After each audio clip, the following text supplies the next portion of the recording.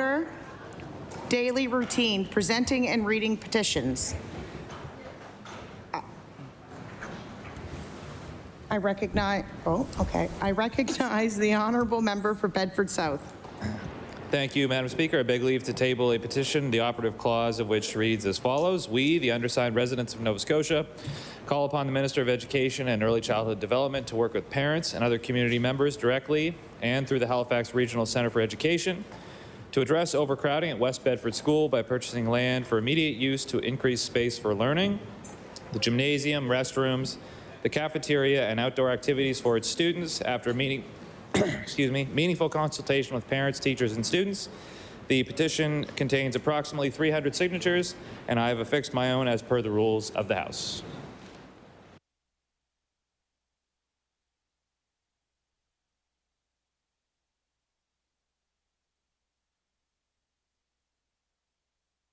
The petition is tabled. I recognize the honourable member for Halifax-Chebucto. Thank you. I'd like to present a petition which reads this way. Whereas over a quarter of those who are homeless for the first time are over the age of 60, and whereas nearly 6,000 people are on the wait list for public housing with an average wait time of 2 years, therefore be it resolved that the provincial government ban evictions of seniors whose incomes would qualify them for public housing until there's a place in public housing for them to go. This has been signed by a number of residents of Preston Street and Shirley Street in Halifax-Chebucto, and I have signed it also. Thank you.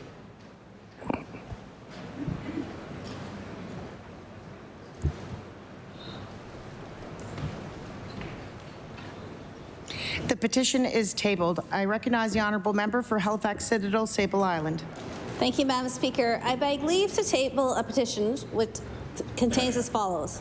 Whereas Nova Scotia has a higher proportion of 2S LGBTQIA+ residents than any other province, according to Statistics Canada, and whereas transgender people face an inequitable barrier in the form of a fee schedule for legal name changes, and whereas the government has promised to address issues of inequity in the 2S LGBTQIA+ action plan, therefore, we the undersigned call upon the Minister of Service Nova Scotia to revise the current vital statistics fee schedule to not levy a charge for two-spirit, transgender, and non-binary and intersex Nova Scotians seeking a legal name change, and for Service Nova Scotia to waive or cover the cost of fingerprinting. There have been 449 signatures collected across Nova Scotia on this petition. I've affixed mine as well.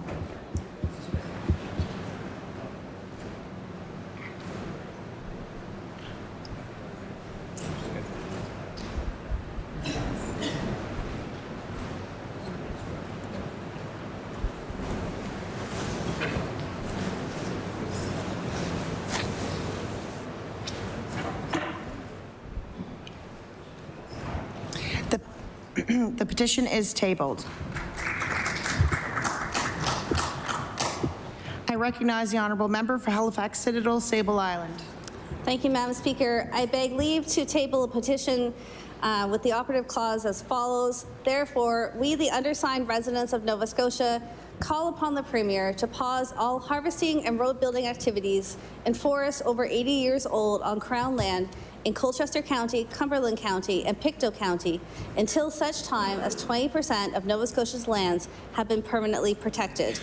The signature has received 251 signatures, and I have added my own to it as well.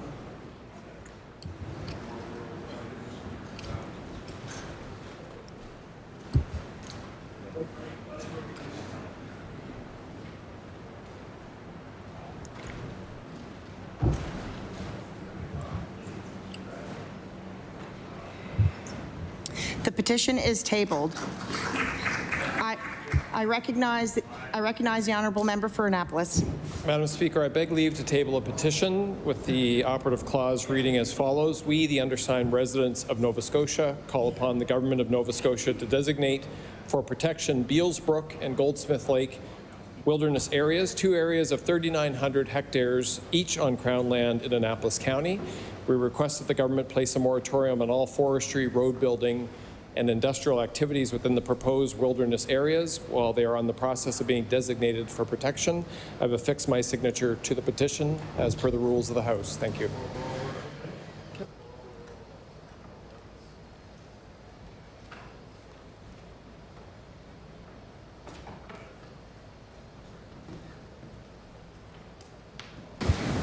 petition is tabled. I recognize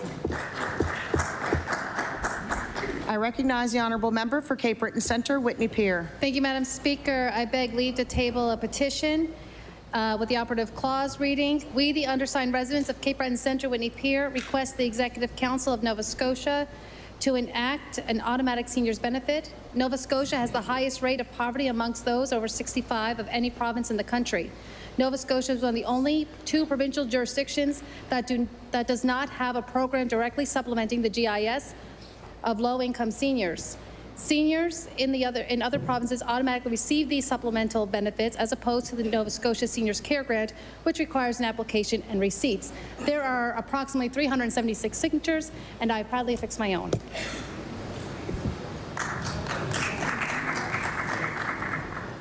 The petition is tabled. Presenting reports of committees. I recognize the Honourable Minister of Justice.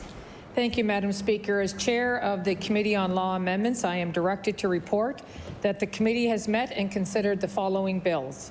Bill number 467, an act to amend Chapter 22 of the Acts of 2021, the Interim Residential Rental Increase Cap Act, and Chapter 401 of the Revised Statutes 1989, the Residential Tenancies Act. Bill number 471, an act respecting advancing Nova Scotia opportunities. And Bill number 476, an act to amend Chapter 26 of the Acts of 2004, the French Language Services Act, Loi modifiant le chapitre 26 des lois de 2004, la loi sur les services en français. The committee recommends these bills to the favorable consideration of the House without amendment.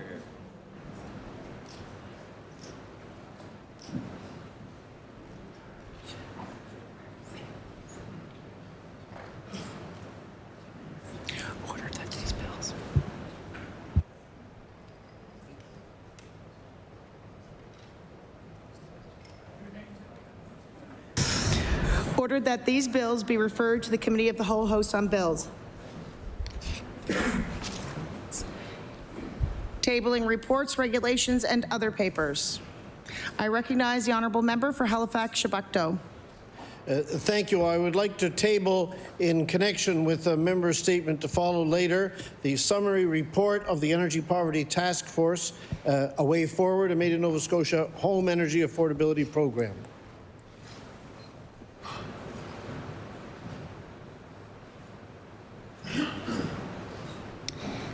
The report is tabled. Statements by Minister. Oh, my apologies. I recognize the honourable member for Cumberland North. Thank you, Madam Speaker. I'd like to table a document pursuant to a member statement that I'll make, and it's a copy of the emergency alert that was sent out by RCMP New Brunswick last night.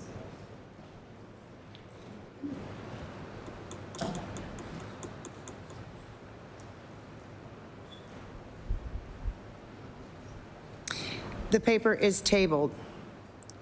Statements by ministers. Government notice of motions. I recognize the Honourable Premier. Thank you, Madam Speaker. I hereby give notice and on a future day I shall move the adoption of the following resolution. Whereas the federal Liberal government move to send nearly 6,000 asylum seekers to Nova Scotia is simply a misguided attempt to shift the problems they created in Ontario and Quebec to other areas instead of actually fixing the problem.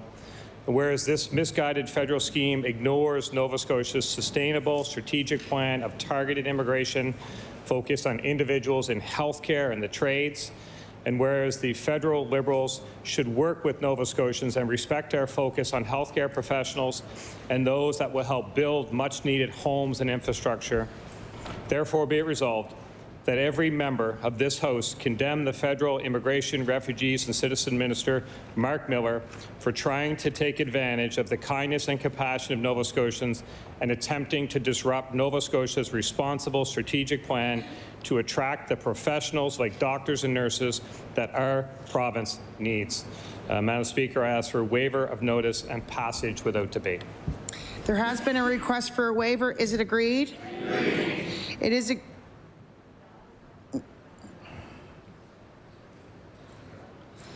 The notice of motion is tabled. Introduction of bills. I recognize the honourable member for Kings West. Thank you, Madam Speaker. I beg leave to introduce a bill titled An Act to Continue Kings Regional Rehabilitation Centre as a Society under the Societies Act and to repeal Chapter 16 of the Acts of 1990, the Kings Regional Rehabilitation Centre Act. Please.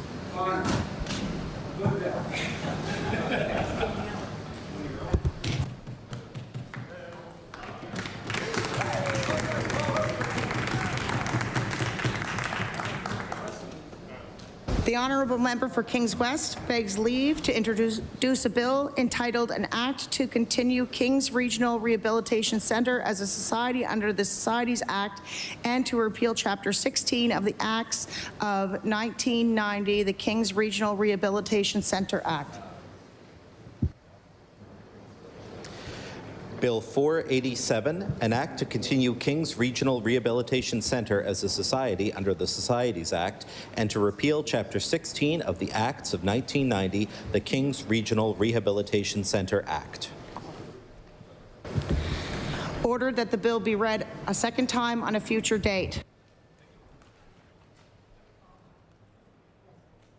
I recognize the Honourable Government House Leader. Madam Speaker, I ask that you please go back to government notice of motions. There's several government notice of motions that haven't been delivered yet. Government notice of motions. I recognize the Honourable Minister of Justice. Thank you, Madam Speaker. I beg leave to make some introductions.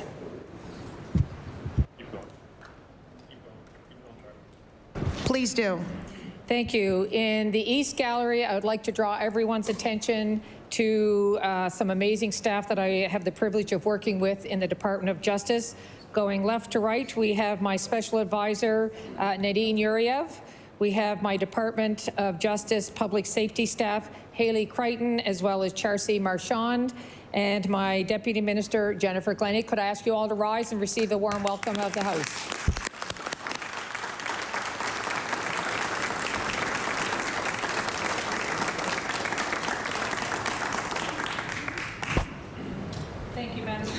I recognize the Honourable Minister of Justice.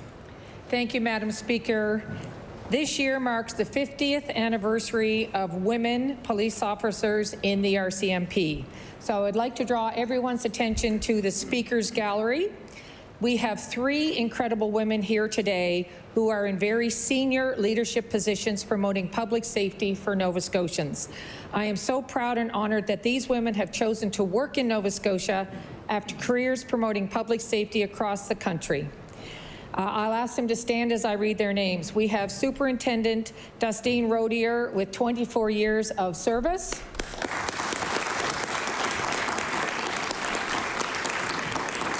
We have Inspector Leanne Sample with 26 years of service.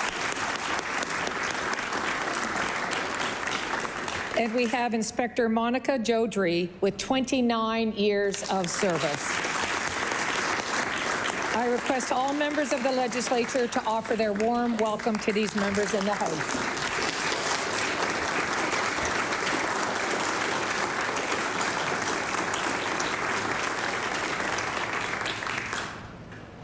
I recognize the Honourable Minister of Justice. Thank you, Madam Speaker. I hereby give notice that on a future day, I shall move the adoption of the following resolution. Whereas this year marks the 50th anniversary of women police officers in the RCMP.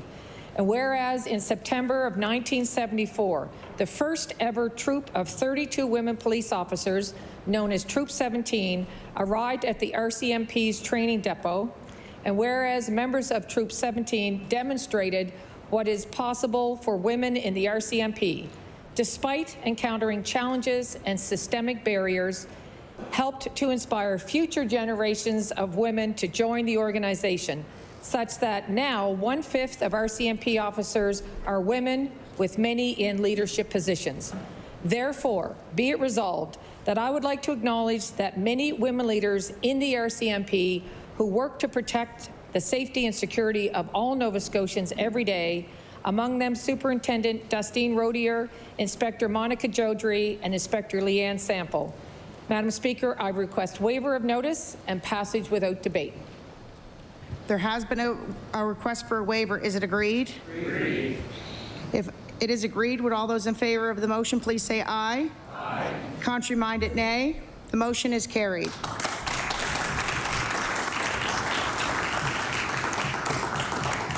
I recognize the Honourable Minister of Acadian Affairs and Francophonie. Merci, Madame la Présidente. I beg leave to make an introduction. Please do. Merci, Madame la Présidente. J'aimerais diriger l'attention des membres à la galerie, aux tribunes de la Présidente.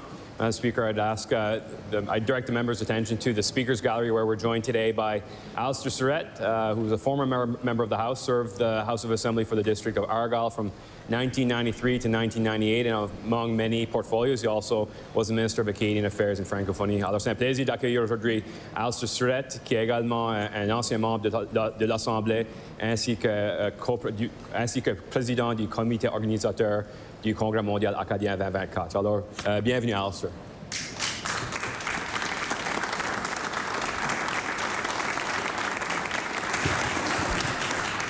I recognize the Honourable Minister of Acadian Affairs and Francophonie.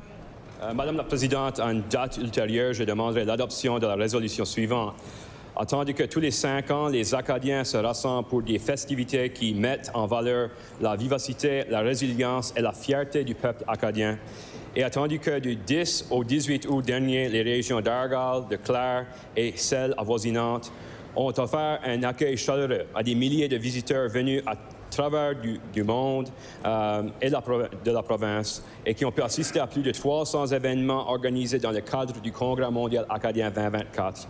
Et attendu que le succès formidable rentré par cette grande célébration n'aura pas été possible sans le travail et le dévouement du comité organisateur du Congrès mondial acadien et des nombreux bénévoles présents avant et pendant l'événement. Par conséquent, qu'il soit résolu que tous les membres de l'Assemblée législative se joignent à moi pour reconnaître le travail exceptionnel des bénévoles, des employés, des membres du comité et pour les féliciter du succès rencontré par le Congrès mondial acadien 2024. Madame la Présidente, je demande l'adoption de cette résolution sans préavis et sans débat. Madam Speaker, I hereby give notice on a future day I shall move the adoption of the following resolution. Whereas every 5 years, Acadians gather for 9 days of festivities and reflection, showcasing the strength, resiliency, and pride of the Acadian people. And whereas from August 10th to 18th, Argyll and Clare and the surrounding regions offered a warm welcome to thousands of visitors from across the province and around the world, who attended over 300 events organized as part of the Congrès mondial acadien 2024. And whereas the tremendous success of this major celebration would not have been possible without the hard work and dedication of the Congrès mondial acadien organizing committee and the many volunteers present before and during the event. Therefore, be resolved that all members of the House of Assembly join me to recognize the exceptional work done by volunteers, staff, and committee members, and to congratulate them on their success with the Congrès mondial acadien 2024. Madam Speaker, I request waiver of notice and passage without debate. There has been a request for waiver. Is it agreed? Agreed. It is agreed. Would all those in favor of the motion please say aye? Aye. Contrary-minded, nay. The motion is carried. I recognize the Honourable Minister of Agriculture. Thank you, Madam Speaker. I beg leave to make an introduction. Please do. Madam Speaker, in your gallery, the Speaker's Gallery, I'd like to introduce you to Harold Butch Borden of Truro, who is a student mentor and community liaison with the very important program Black Youth Planning Their Future program, which I'll tell you about shortly. And Mr. Borden is also a guest of the member for Truro Millbrook, Truro Bible Hill Millbrook Salmon River, who won't steal his thunder, but if Mr. Borden could stand and receive the warm welcome to the House. Welcome.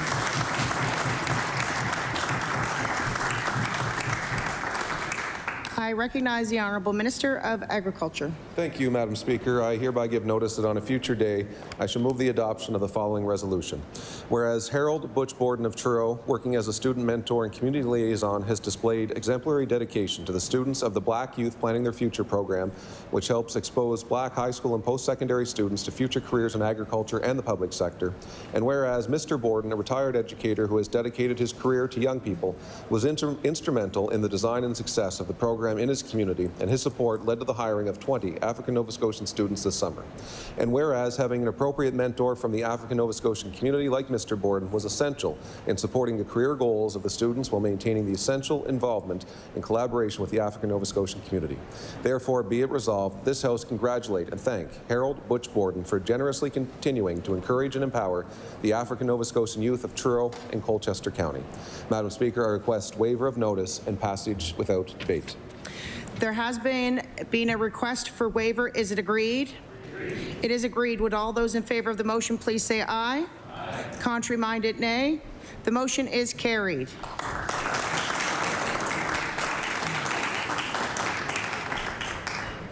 Introduction of bills. I recognize the honourable member for Bedford South. Thank you, Madam Speaker. I beg leave to introduce a bill entitled An Act to Amend Chapter 22 of the Acts of 2021, the Interim Residential Rental Increase Cap Act, and Chapter 401 of the Revised Statutes 1989, the Residential Tenancies Act.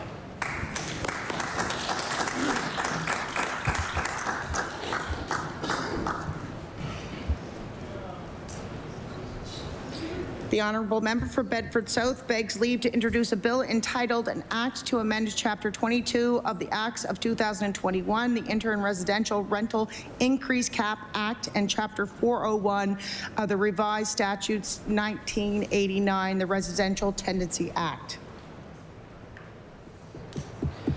Bill 488, an act to amend Chapter 22 of the Acts of 2021, the Interim Residential Rental Increase Cap Act, and Chapter 401 of the Revised Statutes 1989, the Residential Tenancies Act. Ordered that the bill be read a second time on a future date. I recognize the honourable member for Halifax Needham. Thank you, Madam Speaker. I beg leave to introduce a bill entitled An Act Respecting Affordable Housing Programs.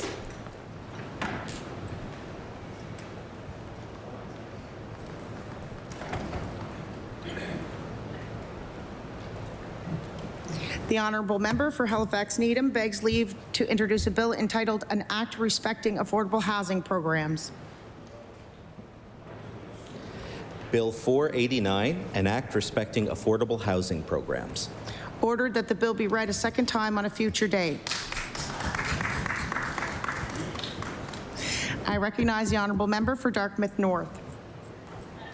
Thank you very much, Madam Speaker. I beg leave to introduce a bill entitled An Act to Reduce Energy Poverty.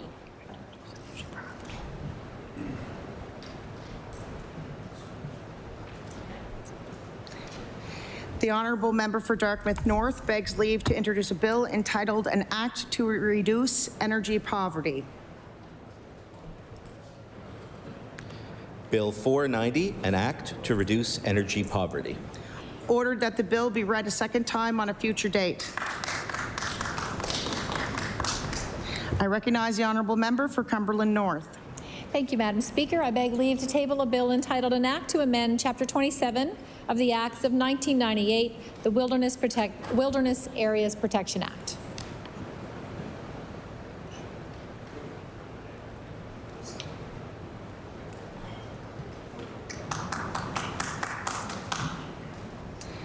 The honourable member for Cumberland North begs leave to introduce a bill entitled An Act to Amend Chapter 27 of the Acts of 1998, the Wilderness Areas Protection Act.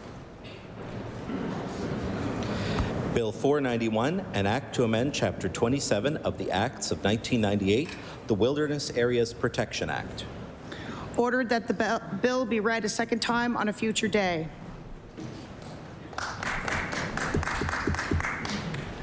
Notices of motion.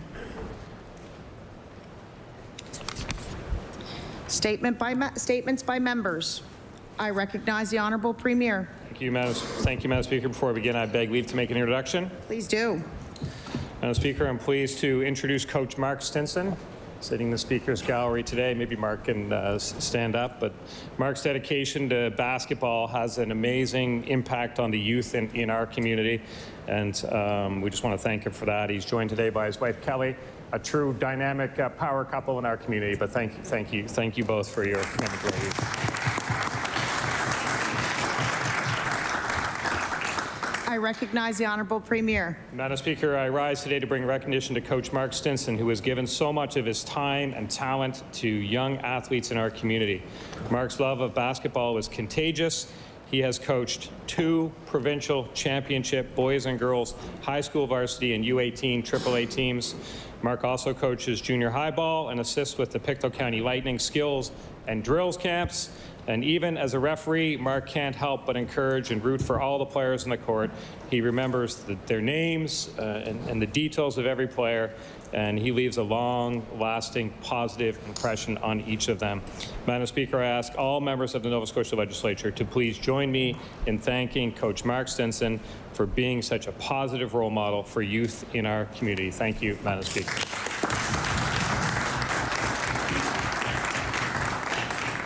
I recognize the Honourable Member for Yarmouth. Madam Speaker, I rise today as the proud MLA for Yarmouth to recognize the incredible Yarmouth Mariners on their thrilling overtime victory against the Pictou County Crushers. This exciting win came from a game-winning goal scored by Jared Pittman of Tuscott in Yarmouth County. Our local talent was on full display, with Dawson O'Connell from West Pubnico contributing an assist, marking his first MHL point. Dawson, the captain of the South Shore Mustangs under-18 AAA team, clearly has a great future in hockey in our community and beyond. I'd also like to acknowledge Keith Marshall, Justin Garneau, Alex Tanguay, and Thomas LaRouche for their contributions in this hard-fought win. Madam Speaker, I'm proud to represent such a vibrant and talented community and encourage all members of this House to join me in congratulating the Yarmouth Mariners on their impressive victory. Thank you. I recognize the Honourable Member for Dartmouth North. Thank you, Madam Speaker. I beg leave to make an introduction. Please do. I draw the members' attention to the gallery opposite, where we're joined today by Anne-Marie and John Seitman. I asked you to rise. Anne-Marie was actually a tour guide at this house, I found out only today. But now they are stalwart members of the Dartmouth Lawn Bowling Club, and we're very pleased to have them in the house today.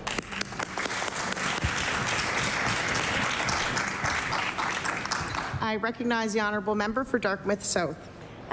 Thank you. I rise to celebrate the extraordinary achievements of gold medalist Anne-Marie Seitman and John Seitman, stalwart members of Dartmouth Lawn Bowls Club, and a remarkable mother and son duo whose dedication and skill in lawn bowls have brought immense pride to Dartmouth and beyond.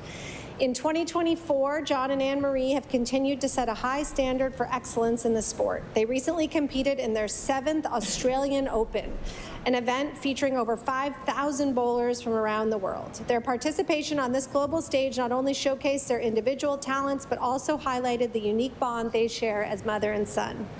John and Anne-Marie's success exemplifies not only their exceptional talent and dedication, but also the inspiring relationship they share as a family. Their achievements reflect the strength of their bond and their shared passion for lawn bowls. Please join me in honoring John and Anne-Marie Seitman for their outstanding accomplishments and for embodying the spirit of family and excellence in our community. I recognize the Honourable Member for Truro, Bible Hill, Millbrook, Salmon River. Madam Speaker, I beg leave to make an introduction. Please do. Prior to my member's statement, today in the Speaker's Gallery we have members of the Apex Invitational Golf Tournament Committee, which celebrated 50 years this past summer in Truro. The golf tournament is the oldest black golf tournament in Canada and one of the oldest tournaments in North America. I do have committee members in the gallery, Harold Butch Borden, Kevin Jackson, and Wayne Talbot. Other members that couldn't make it here today are Shelley Borden, Jude Clark, Joanne Jarvis Jordan, Trevor Jordan, Foster Paris, and Nolan Borden. Madam Speaker, I ask all members of the House to stand and offer a warm welcome to these guests.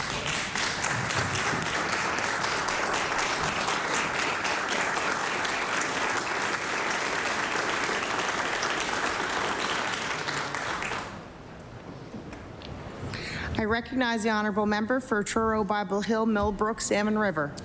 Madam Speaker, I am truly honored to rise today to congratulate the Apex Invitational Golf Tournament Committee and participants on the event's incredible 50th anniversary. This milestone celebrates not only 5 decades of golfing excellence, but also a rich legacy of perseverance, community, and progress. Apex started from humble beginnings under Daryl Maxwell's vision, a small group of friends playing for bragging rights, to becoming a cornerstone of black golf history in Nova Scotia and across Canada. Madam Speaker, in 1998, the committee established a scholarship fund aimed to provide financial assistance to young black students from Truro and Colchester County pursuing a post-secondary education. To date, the Apex has supported more than 140 scholarships totaling in excess of $115,000. These scholarships have had a positive impact on so many young people in our community. In its 50 years, the Apex has grown well beyond a golf tournament to become more of a family reunion.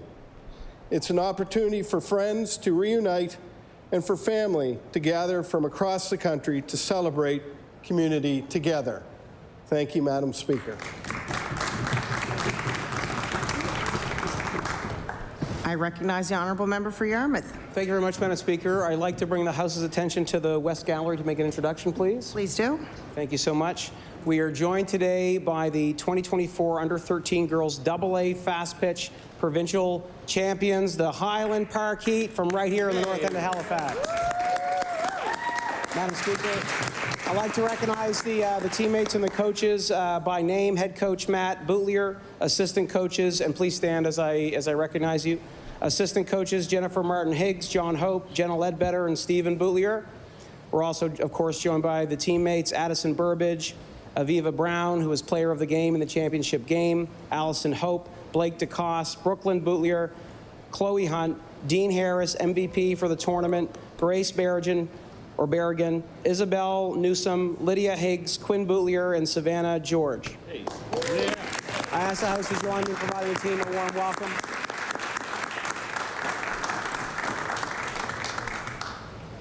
Welcome and congratulations. I recognize the honourable member for Yarmouth. Madam Speaker, the Highland Park Heat steamrolled through the competition at the 2024 Under-13 Girls AA Fast Pitch Provincials, peaking at the right time this season and going undefeated in the tournament. Even a weekend full of rain and a 5-day delay couldn't cool off the Heat's incredible hitting, pitching, or defense. The Heat took down the Stellarton Stingers 17-3, the Eastern Shore Gold Sox 14-1, and the Dartmouth She-Devils 9-4, and then dispatched the Stellarton team again, this time 9-2 in the decisive championship game on September 12th in Brookfield, Nova Scotia. Congratulations to the 2024 U13 AA Girls Fast Pitch Provincial Champions, and to the entire Highland Park Minor Softball Association, which has rich history and deep roots in the north end of Halifax, providing opportunities for youth to participate in organized sport within the community for over 50 years. To the players and coaches, your hard work, dedication, and teamwork have truly paid off, and we're immensely proud of your achievements. Here's to many more successful and unforgettable moments. Great.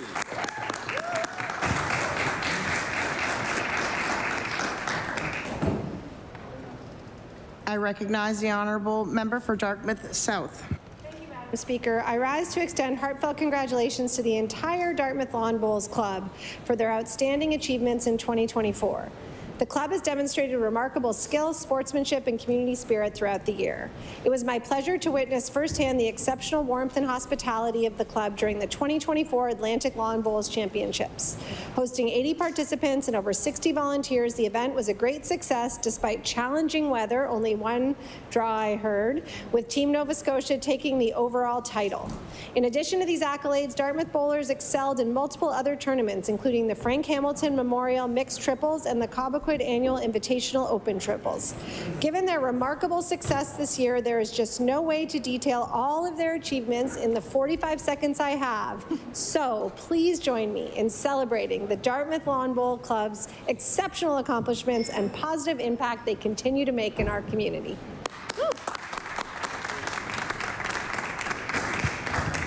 I recognize the honourable member for Pictou Centre. Madam Speaker, before I begin my statement, I'd like to introduce a couple of people. Please do. Joining us today in the Speaker's Gallery, I am honored to introduce Margie Grant Walsh and Karen Vaughn, who have dedicated decades of their lives to Big Brothers, Big Sisters. Madam Speaker, I would ask Margie and Karen to rise to accept a warm welcome of the legislature.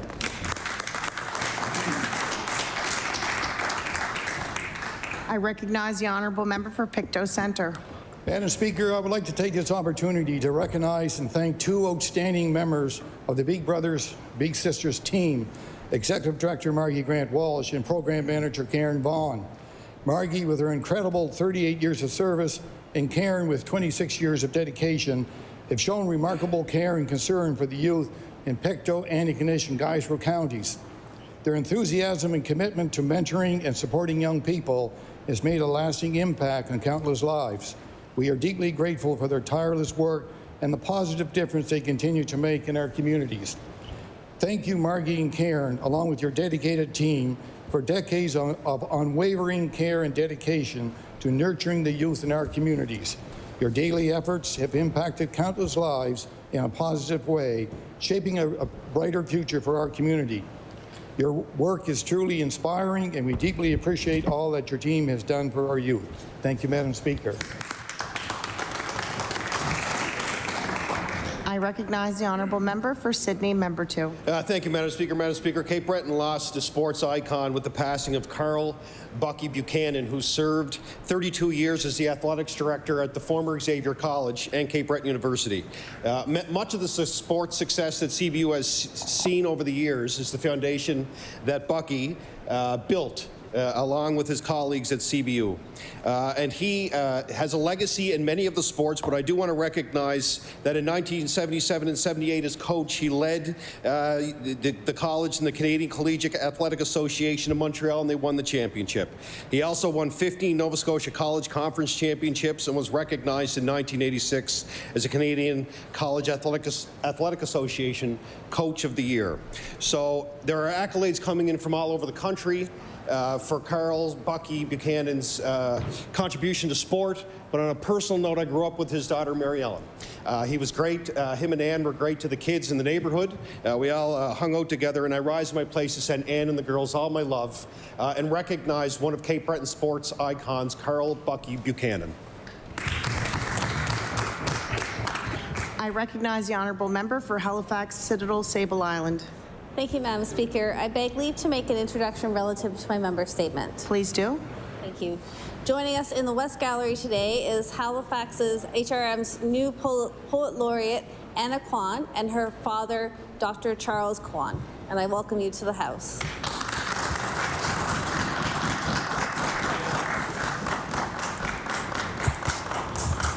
I recognize the honourable member for Halifax, Citadel, Sable Island. Madam Speaker, I rise to recognize and congratulate Anna Kwan, HRM's 9th Poet Laureate. Anna is not only an exceptionally talented writer with a diverse body of creative work, but also a passionate advocate for community connection and mental health. Through her work with the writers groups at the Canadian Mental Health Association, Anna nurtures the voices of others while honing her own craft. Self-described as mad, mobility-challenged, middle-aged, and mixed race, Anna's unique perspective blends thought, emotion, and keen observation, resulting in writing that is both genuine and evocative. It's impossible to experience Anna's work and not feel something. The way she cares about Halifax inspires me. Madam Speaker, may we all strive to care for our communities as deeply as Anna does. May we champion mental well-being and foster connections, and may we find inspiration in Anna's creative versatility over the next 3 years as she serves as HRM Poet Laureate.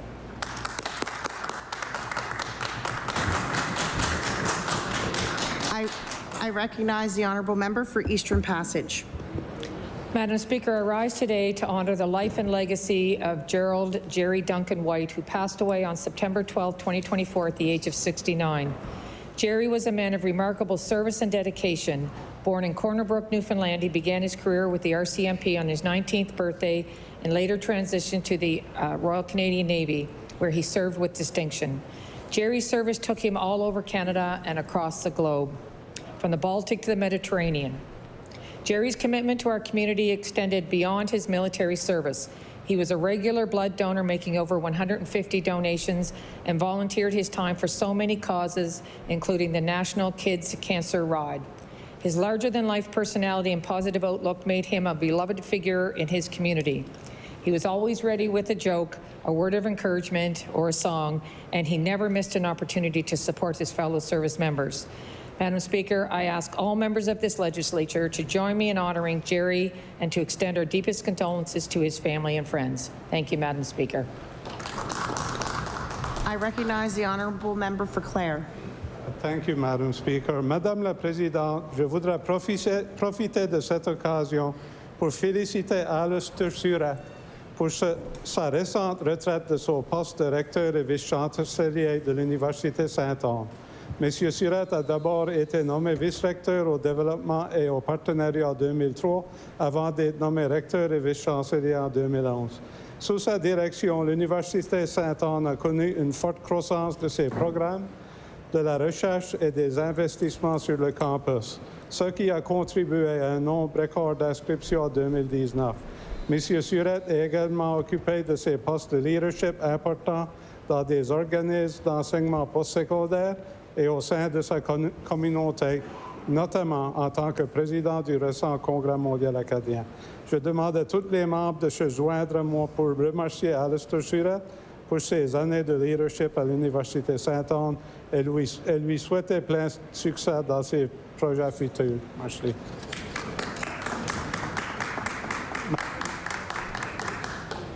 I recognize the honourable member for Clare. Madam Speaker, I would like to take this opportunity to congratulate Alistair Surratt on his recent retirement as President and Vice Chancellor of University St. Anne. Mr. Surratt was first appointed Vice President of Development and Partnership in 2003 before being named President and Vice Chancellor in 2011. Under his leadership, the university saw significant growth in its programs, research, and campus investments, contributing to a record number of enrollments in 2019. Monsieur Surratt also held key leadership roles in post-secondary organizations and in his community, including as chair of the recent Congrès mondial acadien. I invite all members to join me in thanking Alistair Surratt for his years of leadership at the university and wishing him success in his future endeavors. Merci. I recognize the honourable member for Dartmouth North. Madam Speaker, I don't usually get a chance to do this, but today I rise to wish my baby boy, Aimé Labelle, a very happy 10th birthday. Aimé came into the world fast and furiously, and he hasn't slowed down much since. He's incredibly creative. He loves to dance and paint and draw, and he's an actor. He's an athlete, a proud Dartmouth Whaler, a prolific backyard soccer and basketball player. He's a prankster, a joker, and he loves a good riddle.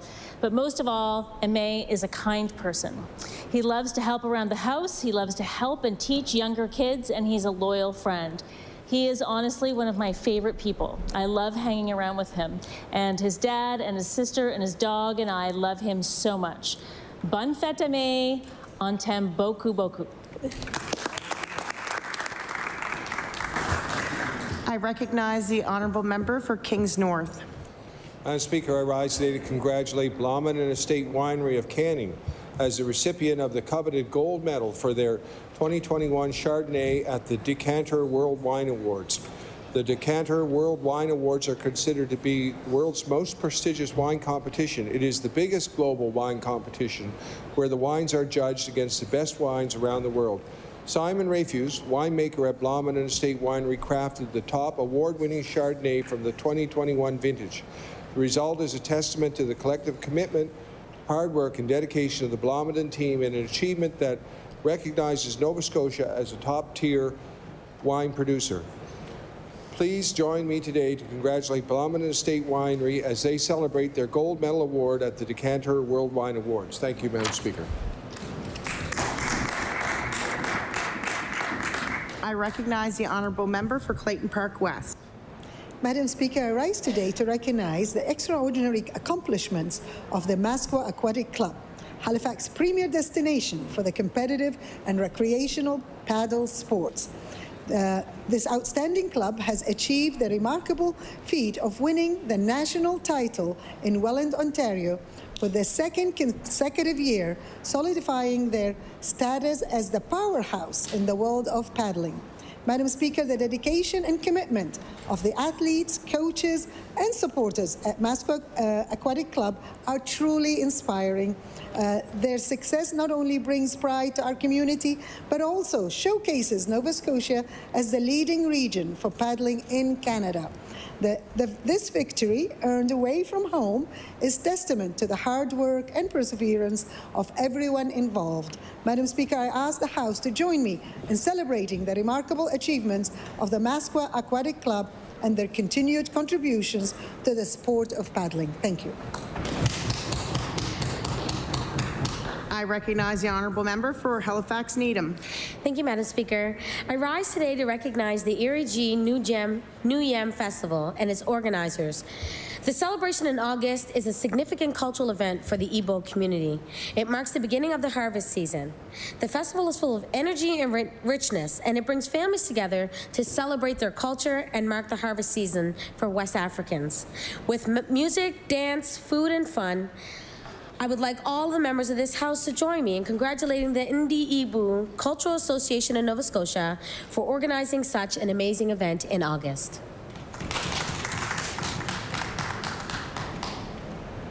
I recognize the honourable member for Lunenburg West.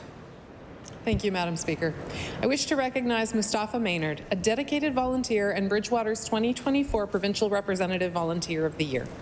Mustafa is a Nova Scotia True Sport Athlete Ambassador, embodying the program's anchoring 7 principles: go for it, play fair, respect others, have fun, stay healthy, include everyone, and give back. Mustafa grew up playing basketball in Ontario, and his career included playing for the UPEI Panthers varsity basketball team. Known to many as Coach Moose, Mustafa has dedicated over 10 years to coaching basketball and is the founder and head coach of the South Shore Lightning Basketball Association. Above all, he is passionate about paying it forward and strives to provide youth in our small town communities with the same opportunities that he had playing basketball in Ontario. Mustafa takes pride in giving back to the younger generation and truly enjoys mentoring youth leaders. He says that in turn, these kids are willing to give back by volunteering in camps to help others. I ask the House to join me in congratulating and thanking Mustafa Maynard, a volunteer who supports and inspires our youth in South Shore and all of our communities. Thank you, Madam Speaker. I recognize the honourable member from Dartmouth South.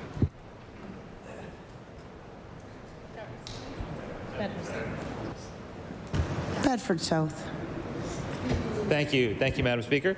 Over the weekend, I was happy to host my 3rd annual End of Summer Fest at Tyler Sampson Park in West Bedford. I want to thank everybody who came out. We had 400 hot dogs and we cooked and sold them all, so we had at least 400 people, probably more like 500 or 600 over the course of 3 hours. I want to thank all the local businesses that donate food and water, the small businesses like RoboThink that came out to teach kids about coding and robotics.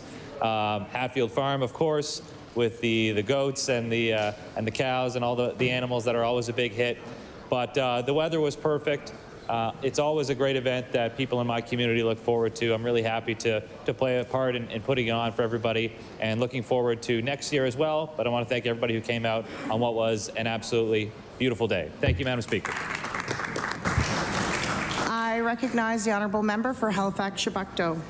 Madam Speaker, A Way Forward, a Made in Nova Scotia Home Energy Affordability Program, is the title of the report of Nova Scotia's Energy Poverty Task Force, a coalition of 13 different organizations, including the Affordable Energy Coalition, the Clean Foundation, the Society of St. Vincent de Paul, and Nova Scotia Power, which was published since the last session of the House.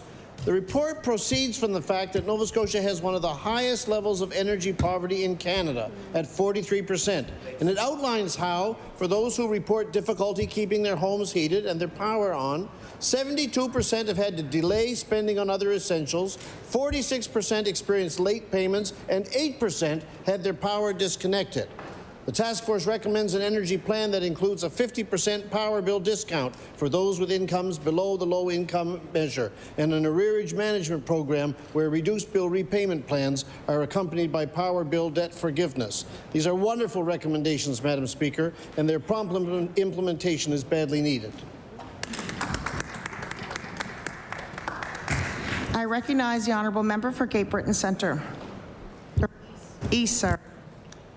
Madam Speaker, I rise today to acknowledge the extraordinary volunteerism of Megan Richardson.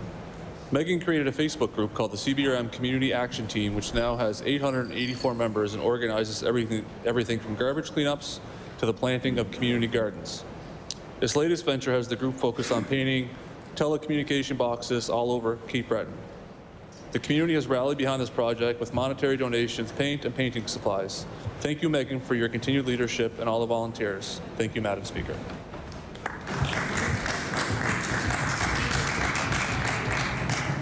I recognize the honourable member for Cole Harbour, Dartmouth. Thank you, Madam Speaker. It was with a very heavy heart I stand today to pay tribute to an incredible Nova Scotian who passed away last week. Gerald Duncan White was a former RCMP officer and retired Royal Canadian National Lieutenant Commander. Jerry's deployment during his naval career are too numerous to mention. He was a member of the RCMP Veterans Association, UN NATO Canadian Military Group, the Blue Knights Motorcycle Club, the Nova Scotia Mass Choir, and the Order of St. George. Jerry was a friend of mine and a friend to all. He had the gift to build strong, lasting, and cherished relationships throughout his life. Never one to shy away from lending a helping hand, he seized any opportunity to grab a microphone and sing "O Canada" or to recite a blessing. Madam Speaker, please join me in honoring the life of Jerry White and expressing our sympathies to his loved ones, especially his dear wife, Jane, who told me Jerry would be bursting at the seams to know his service to others was recognized in the Nova Scotia Legislature. Fair winds and following seas, my friend. Thank you, Madam Speaker. I recognize the honourable member for Cape Breton Centre, Whitney Pier. Thank you, Madam Speaker. On Saturday, I had the privilege to attend and speak at the Firefighters Memorial Parade and Ceremony hosted by the Reserve Mines Volunteer Fire Department. It was truly a privilege to pay tribute to CBRM leaders who have answered the call of their community.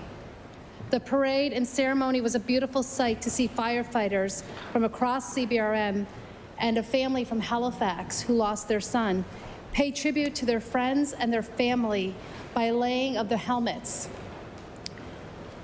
On Saturday, it was so beautiful. And one firefighter during their speech said, these firefighters who we honor today answered their last alarm. And for that, I thank those firefighters and I thank their families. Thank you. I recognize the honourable member for Shelburne. Thank you, Madam Speaker. Madam Speaker, I rise today to recognize a few new businesses that have chosen to open in the beautiful town of Shelburne, which are broadening and enhancing our shopping opportunities. Harborside Mercantile carries an ever-increasing variety of organic options, from baked goods to fresh produce. Next door is Studio 135, where you will find work of amazing artists, including fine handcrafted jewelry, paintings, pottery, and silversmithing. Across the street, for your reading delight, is Shorebound Books, which includes works by many local authors, and where you can also meet and find Leonard the Bookstore Cat. Around the corner is Dirt to Dishes Pottery, where you can purchase beautiful, unique pottery and learn how to make it yourself. And last but not least, EOH Leathercraft features fine hand-stitched leather goods. Madam Speaker, I respectfully ask all members of the join me in wishing their continued success. Thank you, Madam Speaker. I recognize the honourable member for Annapolis. Madam Speaker, it's an honor to rise today to acknowledge the contributions of my friend and constituent, Murray Freeman. Murray's one of those people that seems to be involved in everything. He gives 100% to anything that he takes on. You can count on Murray to be smiling as he tackles everything with a positive attitude. He is thoughtful and efficient in how he approaches a problem, and he always just gets things done. He's been involved with the Annapolis County Outdoor Sports Society, the Clean Annapolis River Project, the Valley Credit Union Board, the Nova Scotia Teachers Union Local, the Bridgetown Lions Club Breakfast, kayak tours on the Annapolis River, the Kedgie Loon Count, Annapolis County Athletics, and the list goes on and on. Of course, I'd be remiss if I didn't mention his involvement with the Campbell Corner Community College, the Rum Hole Society, and the Upper Granville Rod and Gun Club, but I've been sworn to secrecy to not talk about those activities. Madam Speaker, I invite all members of the House of Assembly to join me in thanking Murray Freeman for everything that he does for our community. Thank you. I recognize the honourable member for Cumberland North. Thank you, Madam Speaker. Last night at about 8:15, the New Brunswick RCMP issued an emergency alert, also referred to Alert Ready in New Brunswick, and they issued that for the region of Moncton and Salisbury. Police were searching for a person reported to be carrying a firearm with dangerous intent in the southeast area of the province. Police are actively searching for a person who would be driving a silver Ford F-150 pickup covered in mud and possibly having a Nova Scotia license plate. Nova Scotia RCMP never issued an alert to the people in northern Nova Scotia, despite the danger being 40 minutes away.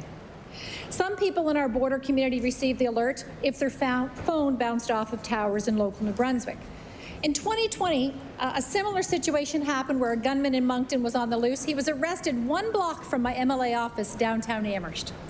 Madam Speaker, in light of today's announcement from the Minister of Justice, I'm encouraging her and the government to work together with Nova Scotia and New Brunswick to ensure all Nova Scotians are protected in the event of a dangerous situation in our neighbouring province. Thank you, Madam Speaker. I recognize the honourable member for Halifax Citadel Sable Island. Madam Speaker, the Halifax Public Gardens have been a jewel of the downtown for over 150 years. But for the past 40, they have been looked after by the dedicated board and volunteer members of the Friends of the Public Gardens.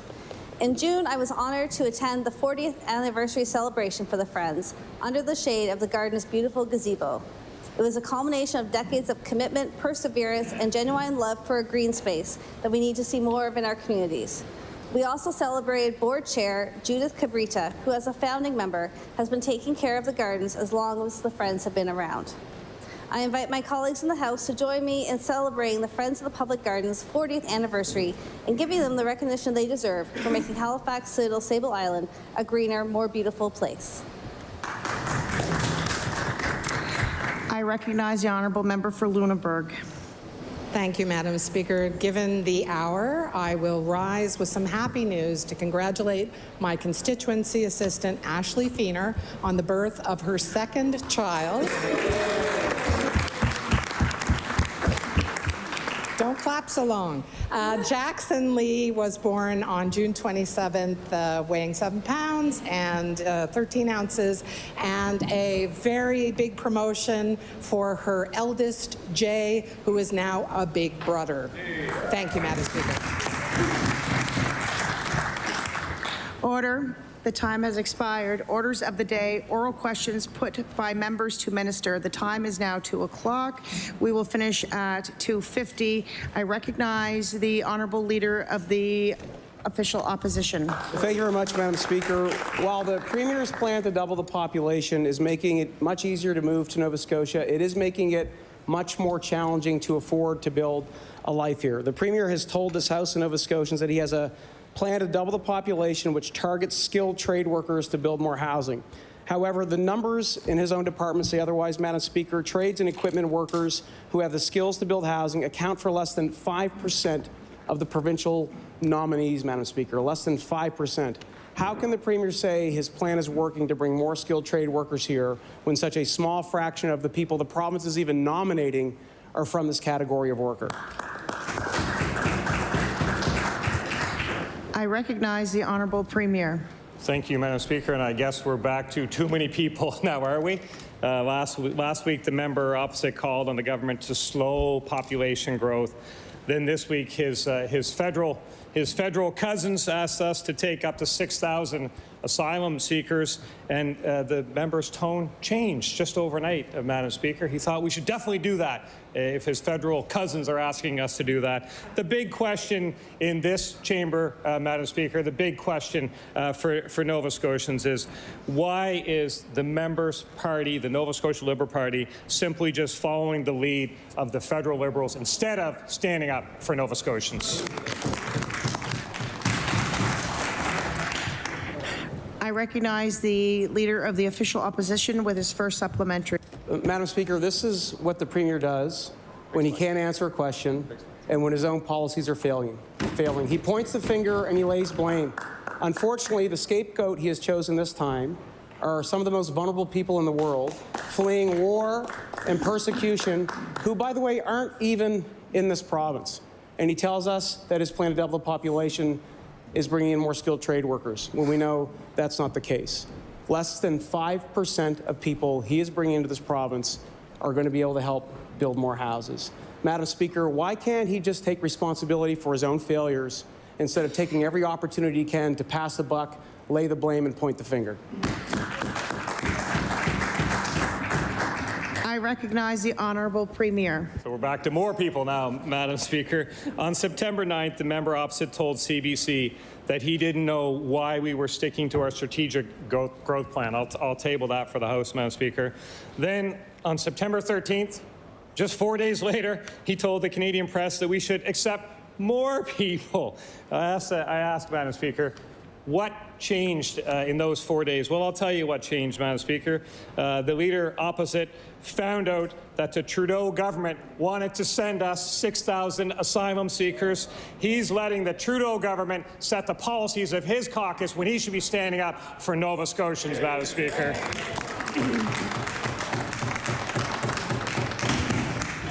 I recognize the Honourable Leader for the official opposition with his final supplementary. Madam Speaker, I mean, the smoke and mirrors of this government is clear to anybody that's watching.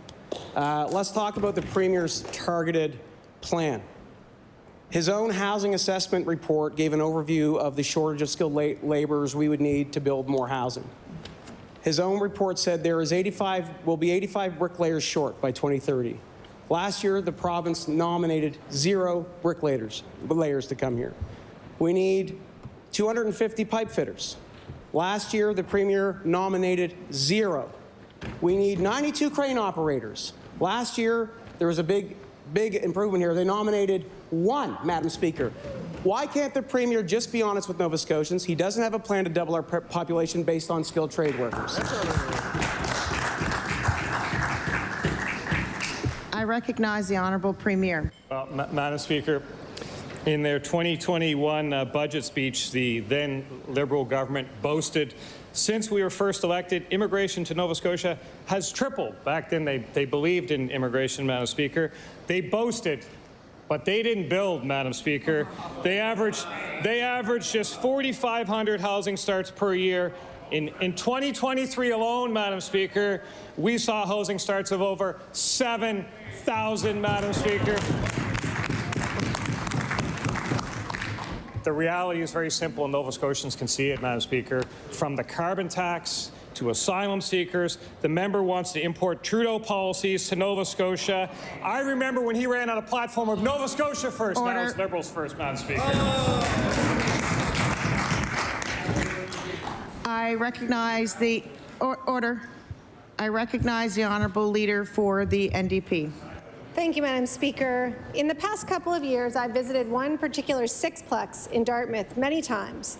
The residents have now twice fallen victim to the flaws in the Premier's rent cap, first accepting increases above the cap, and second being forced to sign fixed-term leases and end their periodic ones. These tenants have information. They know it's illegal. They're working with our office. They're working with DAL Legal Aid, but they won't pursue a claim. Why?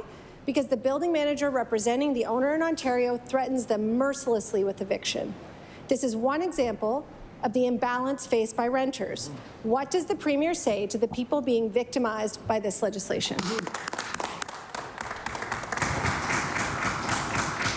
I recognize the Honourable Premier. Madam Speaker, nobody wants any Nova Scotian to be victimized. There's a process, there's a law that people can follow. I urge the member to engage in that process, Madam Speaker. But the reason we have the housing crisis today is quite simple. The Liberals didn't invest when they were in power. The NDP, they also had an opportunity. They sat on tens of millions of federal dollars that could have been allocated to housing. It was allocated by the federal government for housing. The NDP just sat on it, Madam Speaker. They absolutely did nothing. We are making historic investments. We are seeing housing starts go up. Our plan will also create enough public housing for up to 700 families.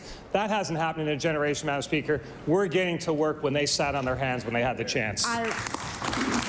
I recognize the Honourable Leader of the NDP with her first supplementary. Thank you, Madam Speaker. I'd invite the Premier to focus on his government and their policies. One thing is clear. The status quo hasn't been working, not for landlords or for tenants. The Investment Property Association has long advocated for a tenancy enforcement unit to help. Of the current system, one landlord was quoted as saying, "It fails the tenants, it fails the landlords." I would almost go so far as saying it protects the bad apples, and I'll table that. The Premier responded to these concerns by landlords for making it easier and faster for them to evict. So that fixes the landlords' issues, but can the Premier explain to renters what he's done to help them?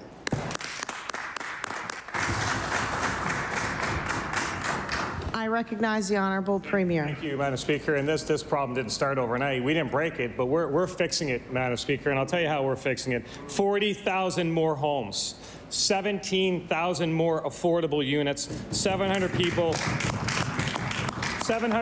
will have access to new public housing. Madam Speaker, we're getting to work. That's our plan. Our plan is about investment. Our plan is about action. And we have to catch up, Madam Speaker, for years and 2 successive governments of inaction. But we're getting to work, Madam Speaker. We know the solution to the housing crisis is more housing. I recognize the Honourable Leader of the NDP with her final supplementary. Thank you, Madam Speaker. The Premier was given a solution, a tenancy enforcement unit, but he scrapped it. Okay, fine, but we still have landlords who demand an unlawful security deposit, who wrongfully remove tenants, who shut off their tenants' water, and who face no disincentive about this, because even if their actions are overturned by a hearing, and often they know the rules, they still don't have a punishment or a fine. A landlord can evict or pursue a tenant for lost rent. But as we recently heard from Dal Legal Aid, a tenant can do nothing. The Commission report called for bringing in penalties and fines for violating the Act. Will the Premier do that? I recognize the Honourable Premier. Thank you, Madam Speaker. Obviously, there's a bill before the House that's being debated, and there is a process that I encourage the member to make sure that she informs her constituents to make themselves available of, and we'll continue to work through that process. But we know that the cost of living is, people are struggling. We know that housing is a big part of the cost of living struggles. That's why we're building more homes. We also know that the carbon tax puts a lot of pressure on Nova Scotians. Over $400 million a year leaves Nova Scotia, leaves the hands of Nova Scotia because of the carbon tax. I was interested to see the member's leader Singh, talking about maybe frantically trying to find an alternative to the carbon tax. Well, Madam Speaker, I have some good news for Leader Singh. We actually created one. I asked that member to take this to her leader. Still better than a carbon tax even today. I'll table that for that.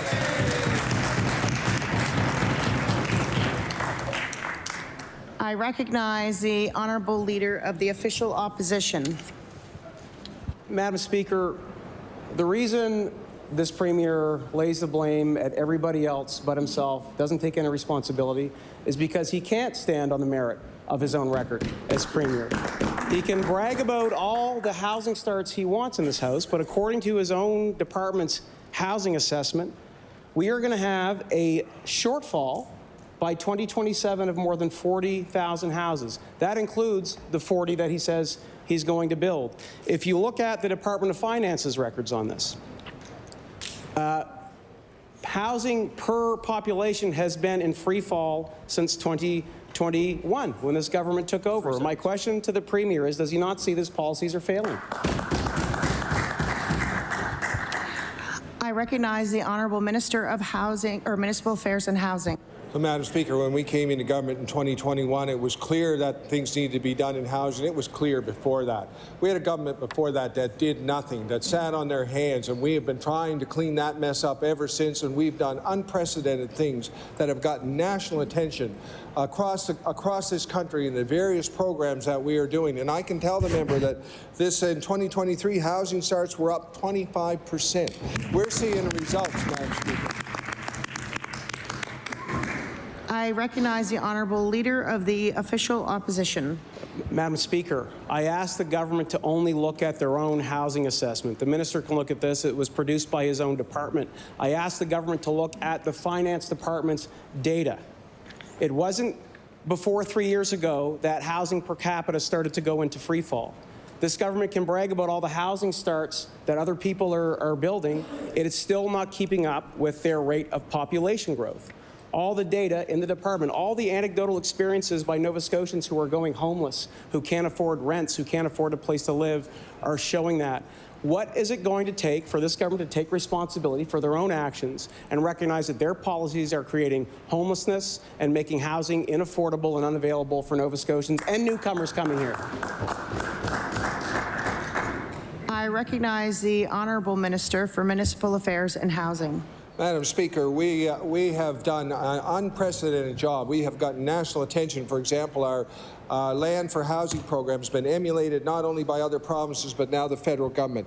We're making a difference in the lives of ordinary Nova Scotians, and I can tell the member that we receive feedback from individuals all the time how grateful they are for the things that we are doing as a government to help them. For example, one example would be public housing heating costs, and we've changed the rent system for public housing, and that has caused a tenant who was in tears when she found out that she did not have to pay for heating costs in her public housing because we changed the rent formula.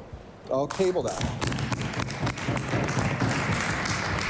I recognize the Honourable Leader of the Official Opposition. Just put that into perspective. The minister stands up and says, look, I got one email about someone who's paying less for heat in public housing while homelessness has tripled. While housing costs have shot up more here than anywhere else in the country, where this government is bringing in more people than we have homes to accommodate. And that's what this minister is focused on, an email about, like, this is what's going on here. The government is creating a major problem here. Costs of housing are shooting through the roof because this premier doesn't have a clue. He's sticking to a plan to double the population that's not bringing in skilled trade workers, that's not bringing healthcare workers. Does he not see it's creating problems for Nova Scotians?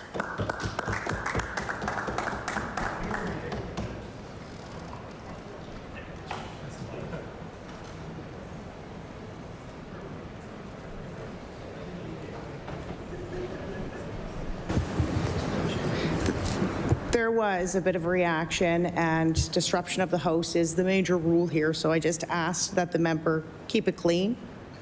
I'm not going to ask you to retract it or apologize.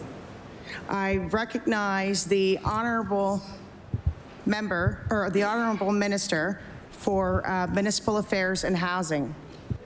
Madam Speaker, we have worked as a government on every front in housing. We have seen a budget increase from $120 million to $640 million in the Department of Municipal Affairs and Housing. At the same time, we have not added staff.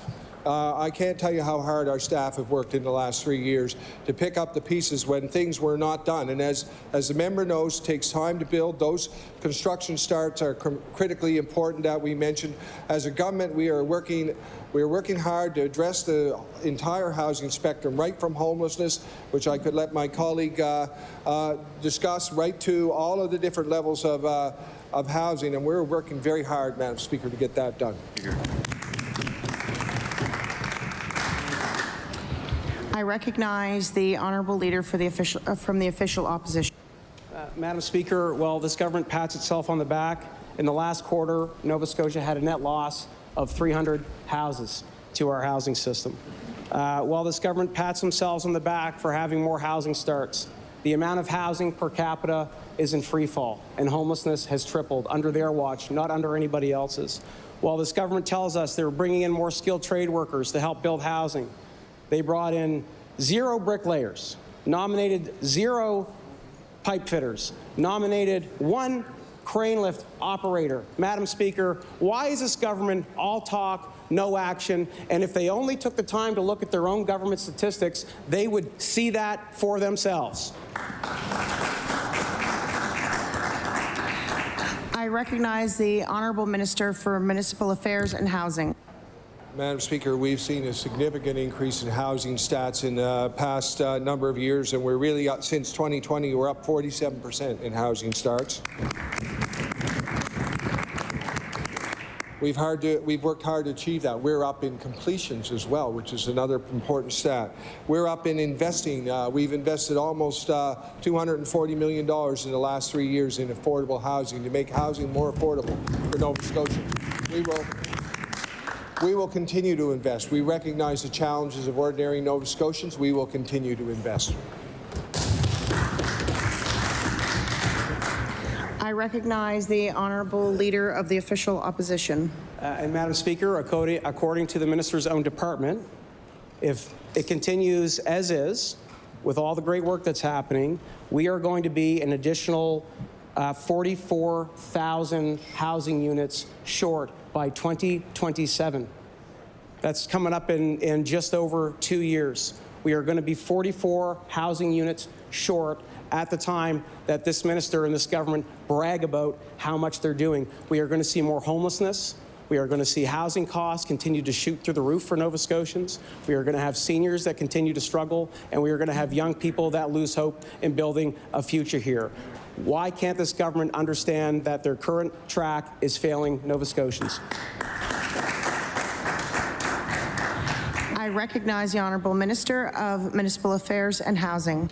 Madam Speaker, the reason that we are investing in housing for Nova Scotia, we recognize the challenge, and it's a call to action across Nova Scotia for people to step up who can. And I can tell you that we have the secondary suite program, which we've seen nearly 200 units approved. Ordinary Nova Scotians stepping up. We're funding that through a program to fund secondary suites, and I'm very proud of that program. So we see right across the spectrum, we see Nova Scotians stepping up, right across the province, our municipalities, to address this housing crisis. There's no one solution to the housing crisis. It's across the spectrum. We have to work with the homelessness, and we have to work in every other section. We're working hard to make that happen, Madam Speaker.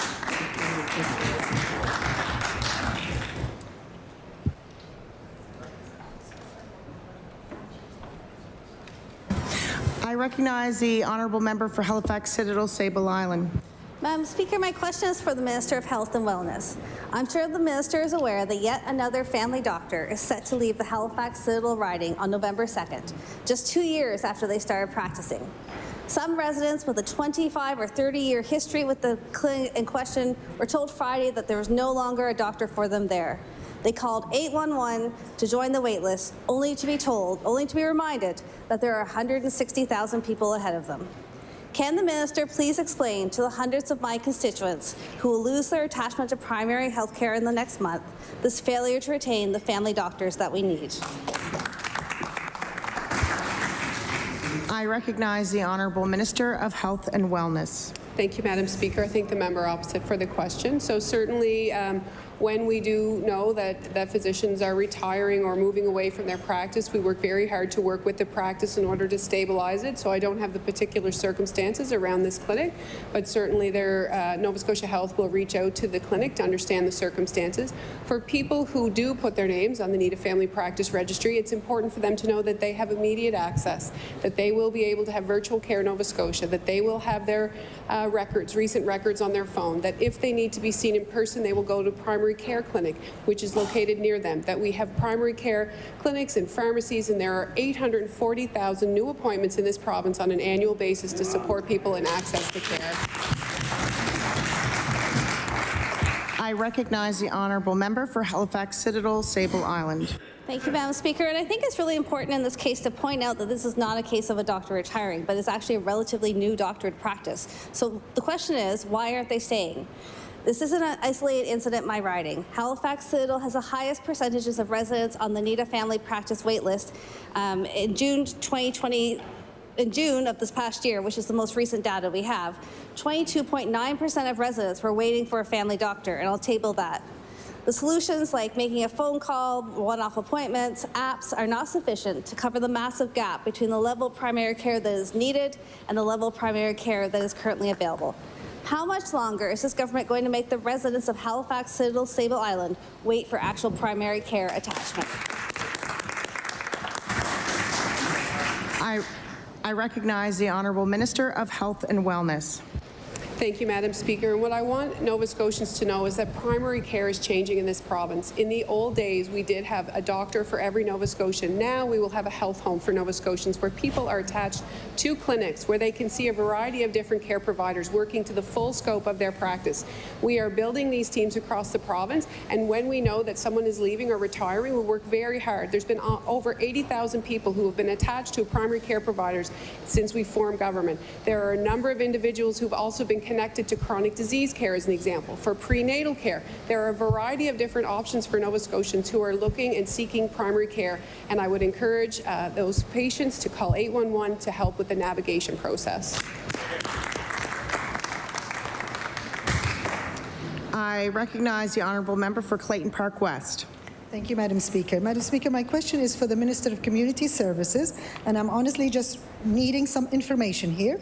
I received a call on Sunday from a constituent, that was September 8th, telling me that a construction of pallet shelters were being prepared behind the Canada Game Centre. I had zero idea. I'm the MLA in the riding. I reached out to 2 councillors. They had no idea. So I'm hoping the minister can give us information to these questions. First, who decides on the location? Is it HRM or the province?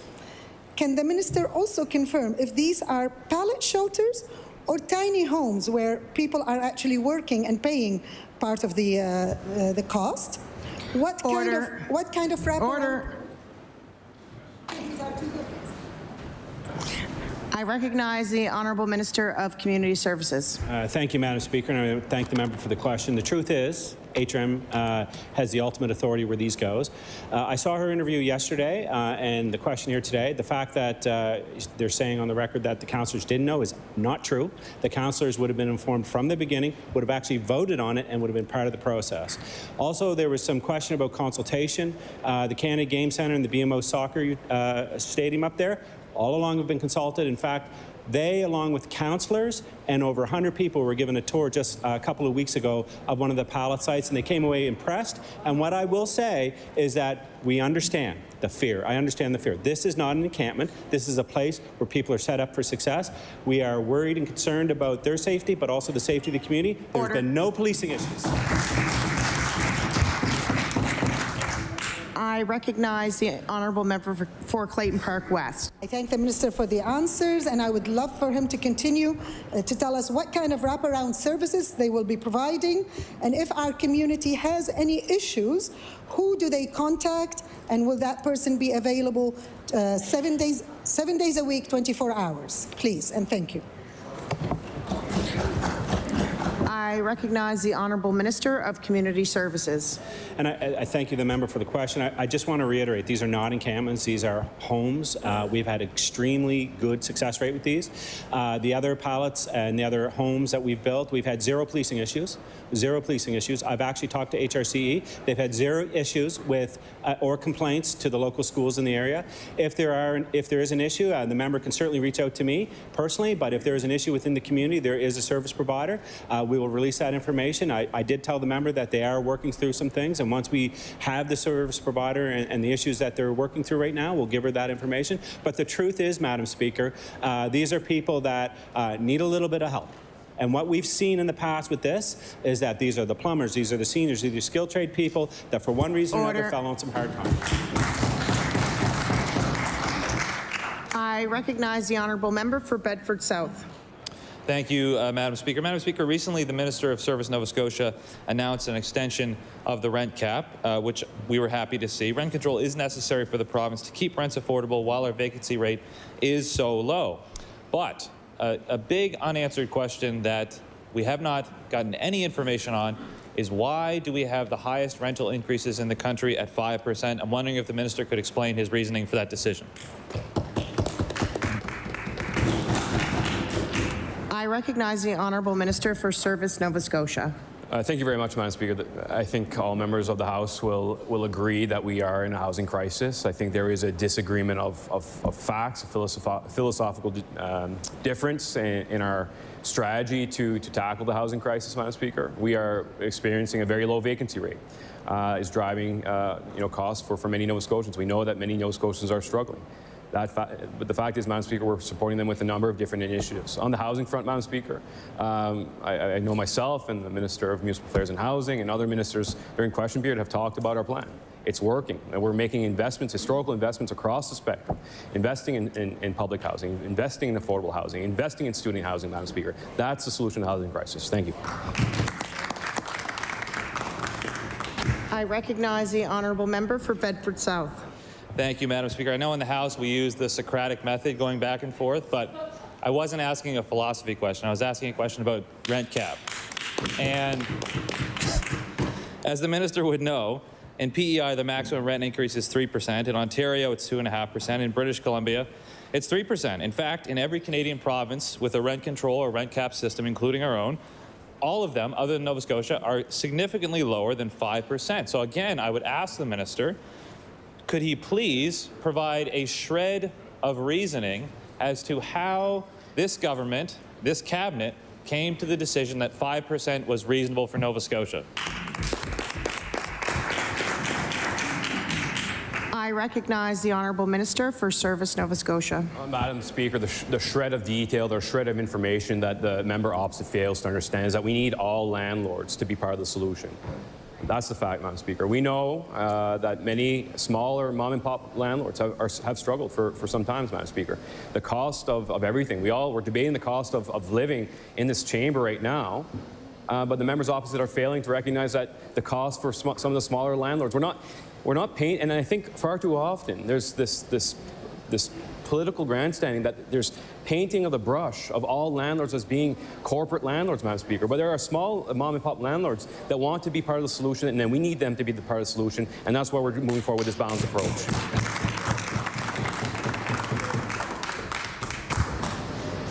I recognize the Honourable Member for Cole Harbour-Dartmouth. Thank you, Madam Speaker. And for every day that someone calls my office worried about their housing, I would not want to repeat what I just heard here from the minister. Because every day, including this morning, for an hour, I listened to a widow who's in a building full of other widows paying $1,900 to $2,000, it varies, for a one-bedroom. And they are worried every night because the rents keep increasing for no reason given. A Nova Scotian called me, hard-working Nova Scotian. He owns a home, and it was made worse currently. And my question to the minister, so what options are going to be available to everyone to avoid homelessness? Order. I recognize the Honourable Minister of Municipal Affairs and Housing. Madam Speaker, we have made unprecedented investments in many programs, one of them being our Rent Sup program, which has gone through, I think it was about $11 million program when we came into government. It's now a $69 million program. We've invested. We realize it's difficult for Nova Scotians. I would encourage the member to see if they were eligible for that. I can tell you that we've had many people reach out to us, and I'll table that, testimonials. I'm in tears. If you only knew what this meant to my life. I left a violent relationship with small children. I did not know how I was going to survive. This was life-saving in terms of rent supplements. We've had others that say the same thing, Madam Speaker. We're, this one is, bless your heart, it's hard to ask for help at this age, but who knew the world was going to get so expensive? So not only do we talk about the big numbers here, this impacts the lives of individuals.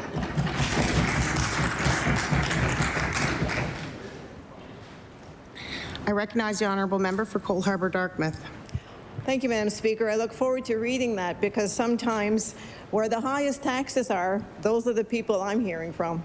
So I ask this government if they plan to offer any real support to Nova Scotians so they can stay in their homes, worried about paying their mortgage. The constituent that contact me worried about, is it an oil tank that I can replace, or am I going to have to have a second mortgage? So right now, the constituent is weighing his options. Madam Speaker, as housing becomes more expensive, does the minister know how many Nova Scotians are just one emergency away from homelessness? I recognize the Honourable Minister of Municipal Affairs and Housing. So, Madam Speaker, I agree with the member that high taxes are a problem in our province. I would encourage the opposition to take a stand with us against the carbon tax. The reason I would say that is that it impacts every aspect of life, every aspect of affordability for individuals. I hope the members understand that. Every item that we have gets trucked in on a truck or comes in on a boat, and the carbon tax is impacting that. It's impacting the cost of construction. It's impacting the cost of everyday goods. It's impacting everything, and that cost gets passed on at everywhere that we purchase, including rents, everywhere. This cost is getting passed on. So I'd encourage the opposition to take a stand with us against that. I I recognize the honourable member for Dartmouth North. Madam Speaker, my question is for the Minister of Natural Resources and Renewables. Nova Scotia has one of the highest rates of energy poverty in the country, with about 43% of households paying more on energy than they can afford. Earlier this year, this department was involved in the development of a report that called for and designed a program to ensure people can afford the electricity they need. And I will table that report. Does the minister support the findings of this report, and what is the minister's plan to address energy poverty? I recognize the honourable minister for Natural Resources. Thank you very much, Madam Speaker. Thank the member opposite for the question. I'm not sure what report got tabled, so I'll have a look at that because there's been a few reports on this. Some were government reports, some were independent reports, so I will have a look at the report. What I can say is the Clean Electricity Task Force did make a recommendation, number 12, and to look at what Ontario is doing for the affordability. Madam Speaker, we've looked at what Ontario is doing. We started that process, a task force recommendation number 12. We're comparing what's going on in that jurisdiction, what we're doing in our jurisdiction. We're still looking at that, but what I can say, Madam Speaker, is $250 million been invested since we've taken government on energy affordability, on different forms of energy. We'll continue that. We'll also look at other alternatives, but we have found out from other jurisdictions, we're doing a lot that other jurisdictions aren't. I recognize the honourable member for Dartmouth North. Madam Speaker, I'll just reiterate the fact that we have one of the highest rates of energy poverty. So whatever we're doing, we're not doing enough. 43% of households are living in energy poverty. So thank you to the minister for bringing up the recommendation number 12. This was actually the second report. The report that I just tabled was the second report from last year that called for decisive action on energy affordability. The final report of the Nova Scotia Clean Electricity Solutions Task Force, which I'm sure the minister is familiar with, also directed this government to determine the best way to deliver a Made in Nova Scotia suite of programs, recommendation number 12, to help with residential electricity costs. Has the government accepted this recommendation, and when will Nova Scotians see programs to lower their energy bills in place? I recognize the honourable minister of Natural Resources. Thank you very much, Madam Speaker. Thank the member opposite for the question. I just had a look at that report. That's actually an independent report. That wasn't a government report. That was an independent body report. What I can say... Order. Order. Order. The member of Dartmouth North asked a question. I'm sure you would appreciate to hear his answer. I recognize the honourable minister of Natural Resources. Madam Speaker, what I can say is looking back at over the last couple decades, the highest rates actually increased under the NDP government, Madam Speaker. What we have done, Madam Speaker, is $250 million investment of this province's money for affordability. Madam Speaker, we also looked at the fuel adjustment mechanism that was going to be put into place to add a nearly double-digit increase for all ratepayers, Madam Speaker. Since October, we've been negotiating with the federal government. Yesterday, they helped us out $500 million, so the rates in Nova Scotia don't go up this year. I recognize the honourable member for Hammonds Plains, Lucasville. Thank you, Madam Speaker. The government is asking this party to take a stand against higher taxes. And, Madam Speaker, this party has taken a stand. In the spring, I introduced a bill that would ensure that victims of wildfires didn't see their property taxes increase. I introduced a petition to encourage the government to make the change. So what I'm asking is, will the minister take that statement seriously, take a stand? Will he make a change for the victims of wildfires throughout our province? Will he make a change so that their property taxes are not going to increase? I recognize the honourable minister of Municipal Affairs and Housing.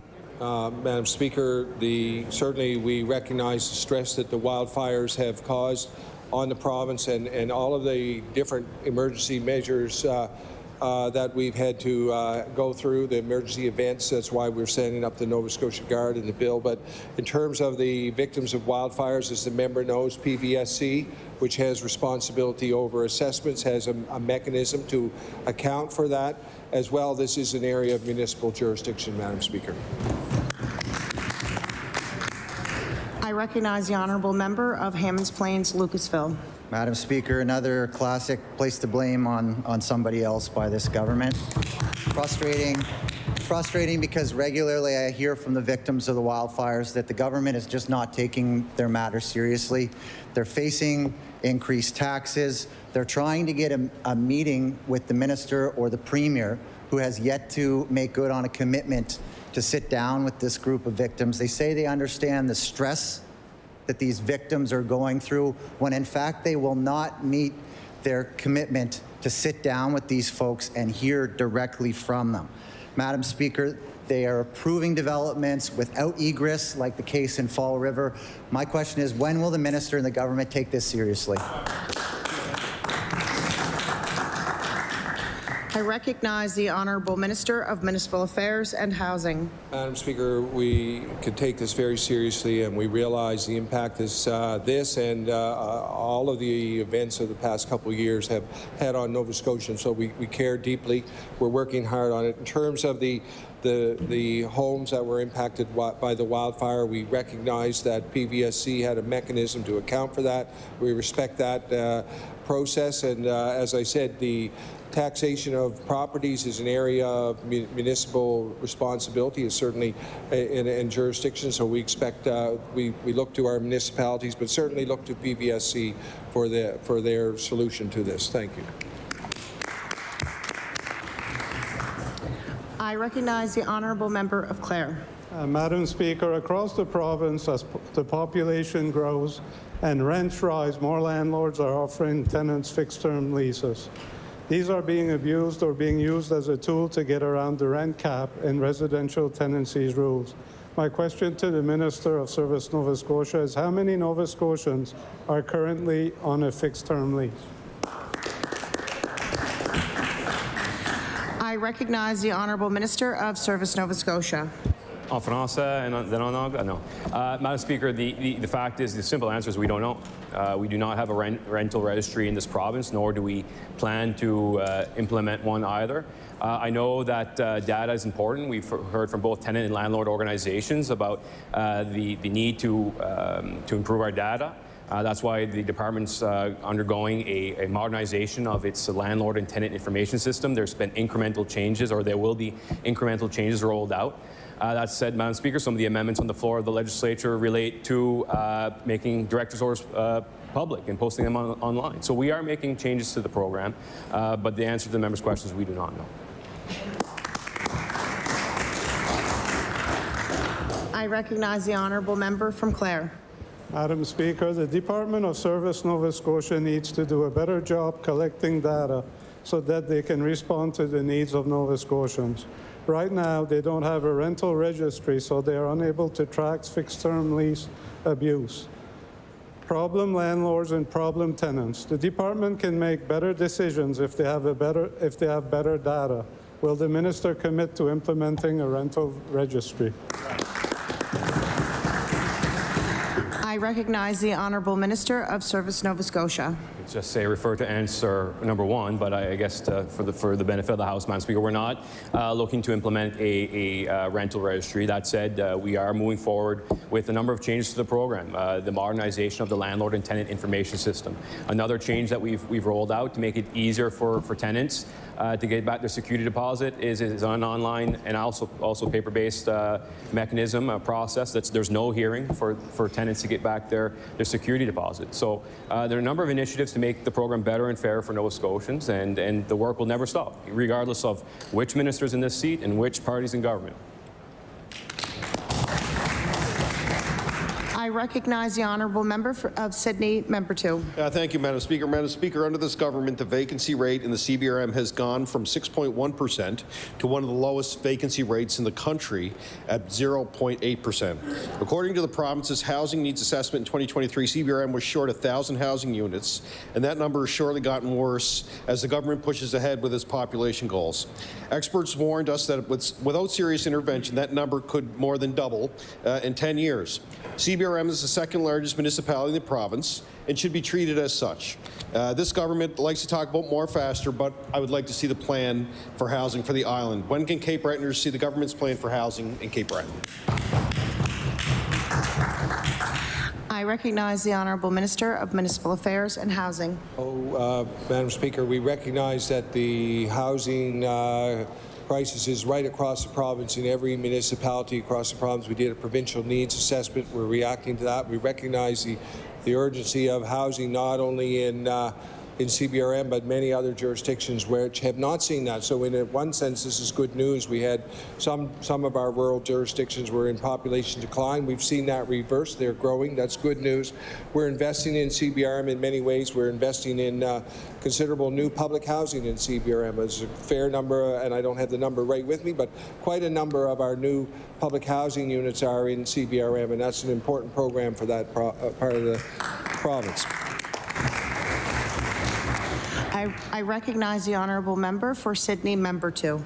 Thank you, Madam Speaker. Madam Speaker, not only has housing become more difficult to come by in Cape Breton, but if you can find a unit, it's extremely difficult to afford. The Housing Needs Assessment found that 87% of single-person households do not have enough money to afford the average home. Madam Speaker, young people who once imagined owning a home are finding it more difficult to have that dream on the island. What does the Minister of Housing have to say to Cape Bretoners who are being priced out of their community? I recognize the Honourable Minister of Municipal Affairs and Housing. So Madam Speaker, this is an area of concern. I mean, my personal belief is the most affordable home that you'll ever be in is the one that you own. Home ownership is a goal for many, many people. We respect that, and we want to enable that. So that's why we've made a number of changes to our down payment assistance program, and I'm certainly willing to help the member know more about them and see if they'll fit for the constituents who he's referring to. Thank you. I recognize the Honourable Member for Halifax Needham. Madam Speaker, my question is for the Minister of Community Services. The government housing plan released last fall commits to developing a homelessness prevention strategy. However, a FOIPOP release this month found no records about this development of such a strategy. Madam Speaker, there is less than 1 year left in this minister's mandate. I would like to ask the minister, when will we see this strategy released? I recognize the Honourable Minister of Community Services. Thank you, Madam Speaker. This government has invested over $200 million in the last 2 years, a 360% increase in homelessness. It gives me an opportunity to thank and appreciate all the hard work that we get from Shelter Nova Scotia, Adsum House, Welcome Housing. They are on the ground every day. We are meeting with them twice a week, and we're meeting with our municipal partners at least once a week, Madam Speaker. The strategy that we are working on right now is putting people first. I recognize the Honourable Member for Halifax Needham. Thank you, Madam Speaker. And flying by the seat of our pants is not a strategy. So, Madam Speaker, the Board of Police Commissioners' independent report on the 2021 encampment evictions recommended the province formed a permanent committee on housing and homelessness with the HRM and other key representatives to assess and address current needs as well as create a long-term plan. So, based on the minister's response and all of the hard work that is happening, there is yet not a strategy. So I'm wondering, has this committee been established? And if not, when will we see the fruits to that committee? I recognize the Honourable Minister of Community Services. I mean, I know the member thinks this is flying by the seat of their pants. I would say we have a plan. It's working. When we came into power, there was 200 shelters and spaces for homelessness. There's now 800 with another 200 coming online. Madam Speaker, we are doing everything we can to not just put... Order.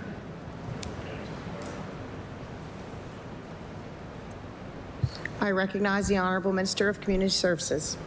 We're doing everything we can to put the shelters and the spaces and the homes in place and also invest in resources. But, Madam Speaker, one of the issues that we have to deal with is the cost of living, which under the NDP increased because of a GST increase and zero new housing builds. And, Madam Speaker, no investment in shelter, no investment in affordable housing, no investment in public housing. The only thing they did for Nova Scotians is raise taxes. Order.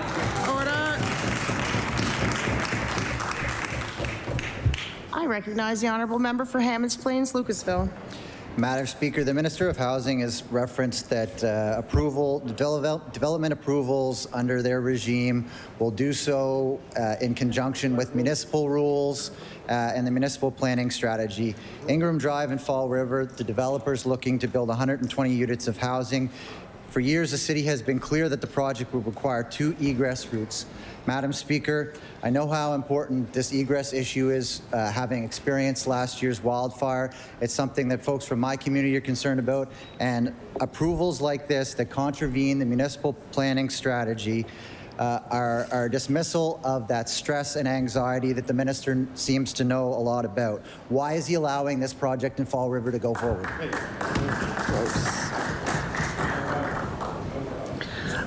I recognize the Honourable Minister of Municipal Affairs and Housing. Madam Speaker, one of the programs that we have gotten national attention for, frankly, is the Special Planning Area project, which saw some projects that had been in the hopper for 8 or 9 years, like Mount Hope, go forward. And one of them is this area, and we have worked hard on that. We recognize the need for housing in Fall River, and we know that there's a huge need for this type of housing in that area. So we recognize this need, and we're seeing this project go forward. We're proud of that work, Madam Speaker. I recognize the Honourable Member for Hammonds Plains, Lucasville. We do understand that there is a housing deficit, Madam Speaker, but the fact remains that this government seems more concerned with garnering national attention to post in headlines than putting public safety at the head of their decision-making. When residents see decisions like this made, it's a direct dismissal of everything that happened last year. 16,000 people evacuating my community, Madam Speaker, more around this province. When decisions like this are made in direct contravention of the city's requirement to build roads in and out, the question is not doing more housing, Madam Speaker. The question is creating safe communities with multiple access routes. When will the government make this decision? Order.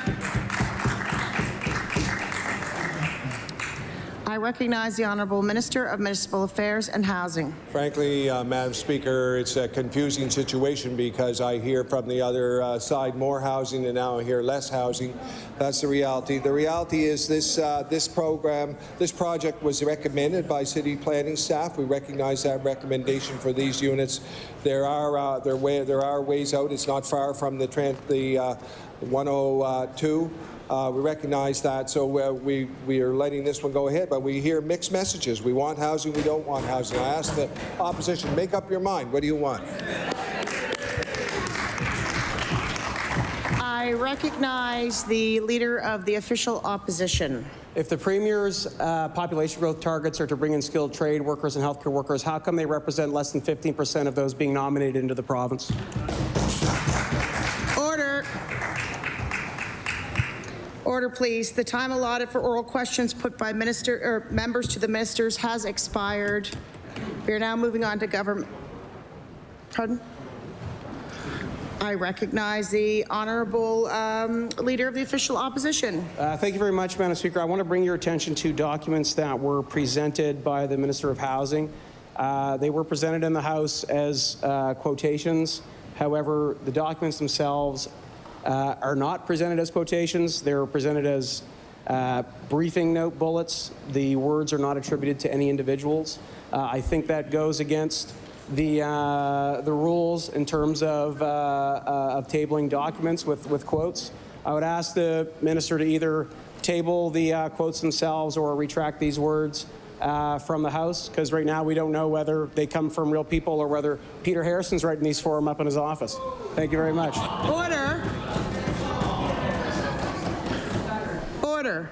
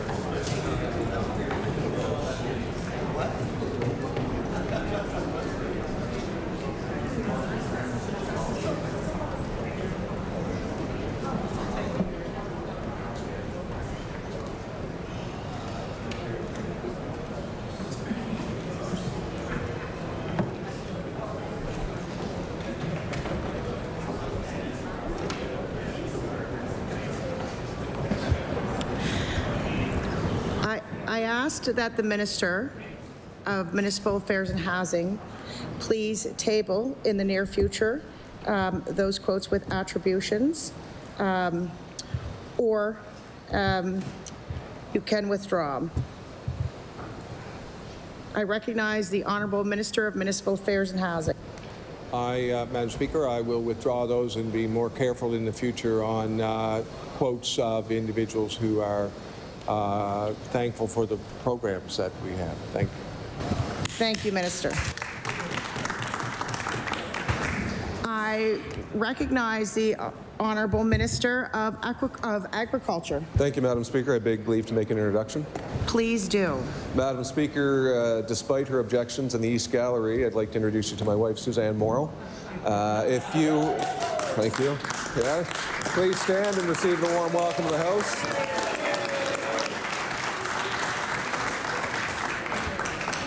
I told him not to. I recognize the Honourable Minister of Agriculture. The only thing else I'd add, Madam Speaker, is if you enjoyed a delicious cookie or oat cake last week, my wife is to thank. I didn't receive any, but I'm sure they were delicious. Thank you. Public bills for I recognize the Honourable Member for Hammonds Plains, Lucasville. Thank you, Madam Speaker. During question period, the Premier made comments to me after I made my questions saying that I would not have to worry about the next fire. And if that is not what he said, then he should stand in his place and clarify what he said. And under the rules, that it elicited a reaction from this side of the House. It definitely elicits a reaction from this side of the House, Madam Speaker.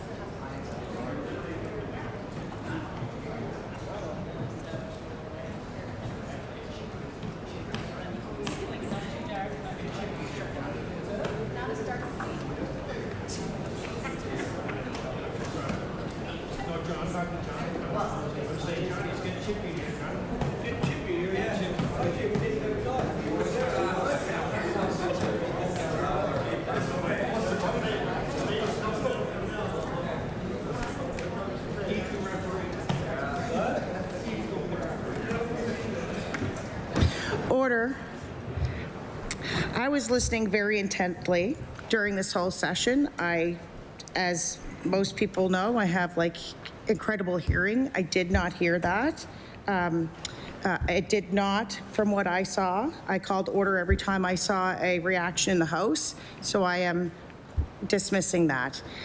I move on to public bills for second, third reading. I recognize the Honourable Government House Leader. Thank you, Madam Speaker. Earlier today, Bill 487, an act to continue King's Regional Rehabilitation Centre as a society under the Societies Act and to repeal Chapter 16 of the Acts of 1990, the King's Regional Rehabilitation Centre Act, was introduced. I ask for unanimous consent of the House for it to proceed to second reading.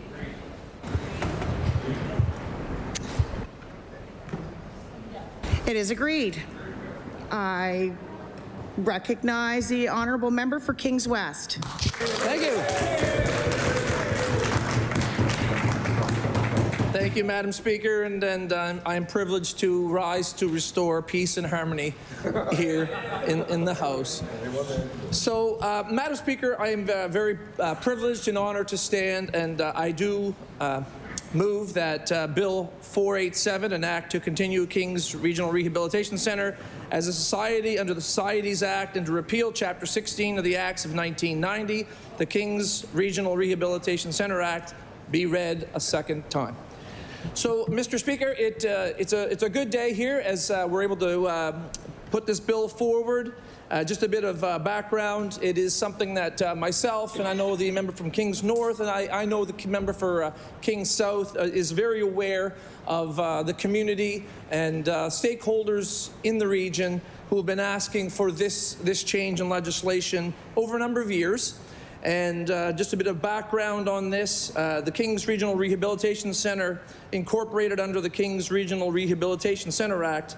It was originally under the Municipal Housing Corporations Act as Kings County Residential Services Corporation in 1981. The Act basically, in essence, allows the municipality of Kings to divest itself of the Kings Regional Rehab Centre and allows the Kings Regional Rehab Centre to apply to become a nonprofit in society. And two words that basically I think will be a big part of this bill going forward for the area and for those involved is autonomy and stability.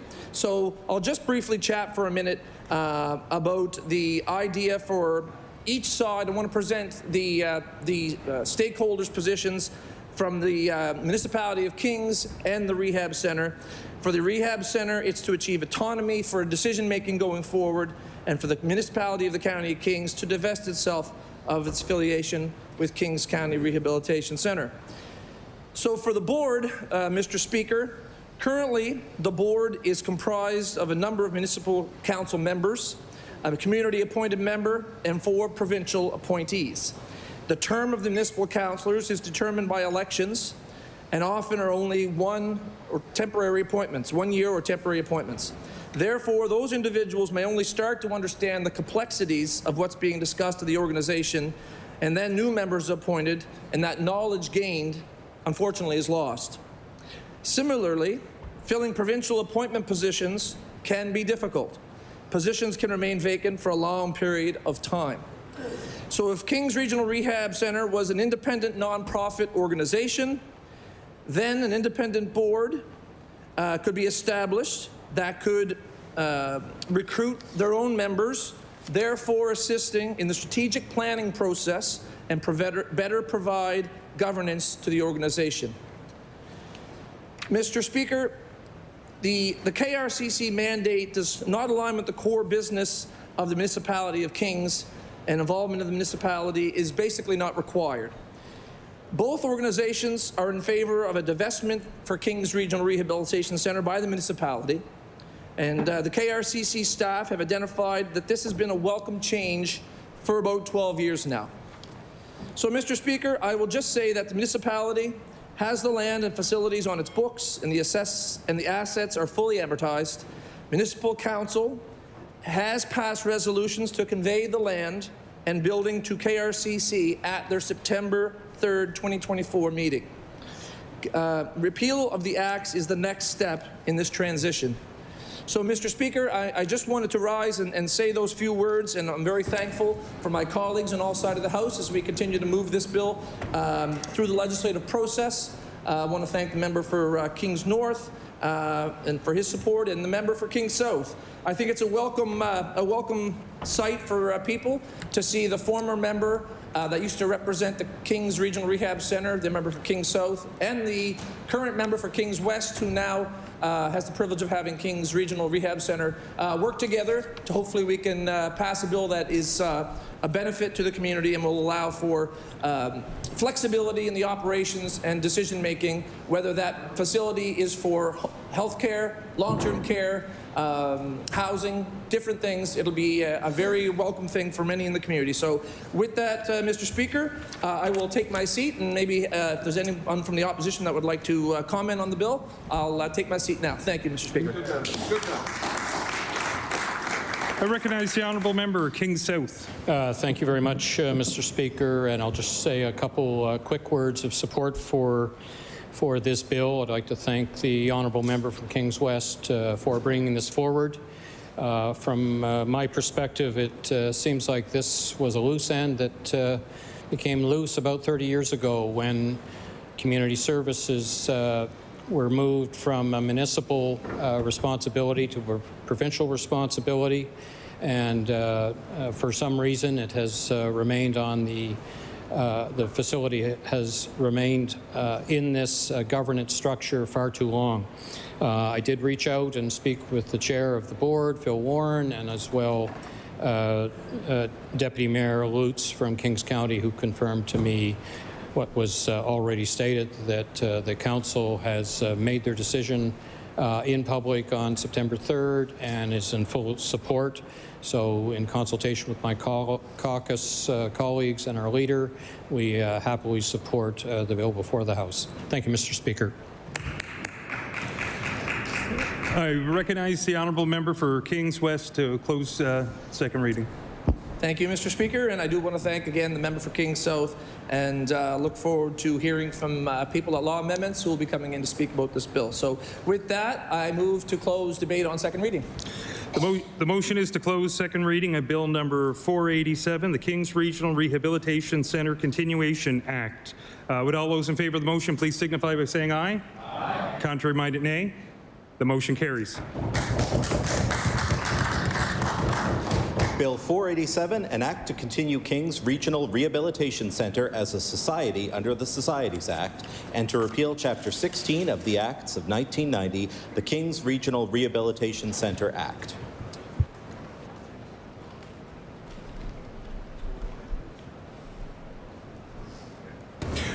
Order that the bill be referred to the Standing Committee on Law Amendments. Recognize the Honourable Government House Leader. Thank you, Mr. Speaker. I move that you do now leave the chair and the House resolve itself into Committee of the Whole House on bills. The motion carries. We'll take a short recess while we get set up. We're now in recess.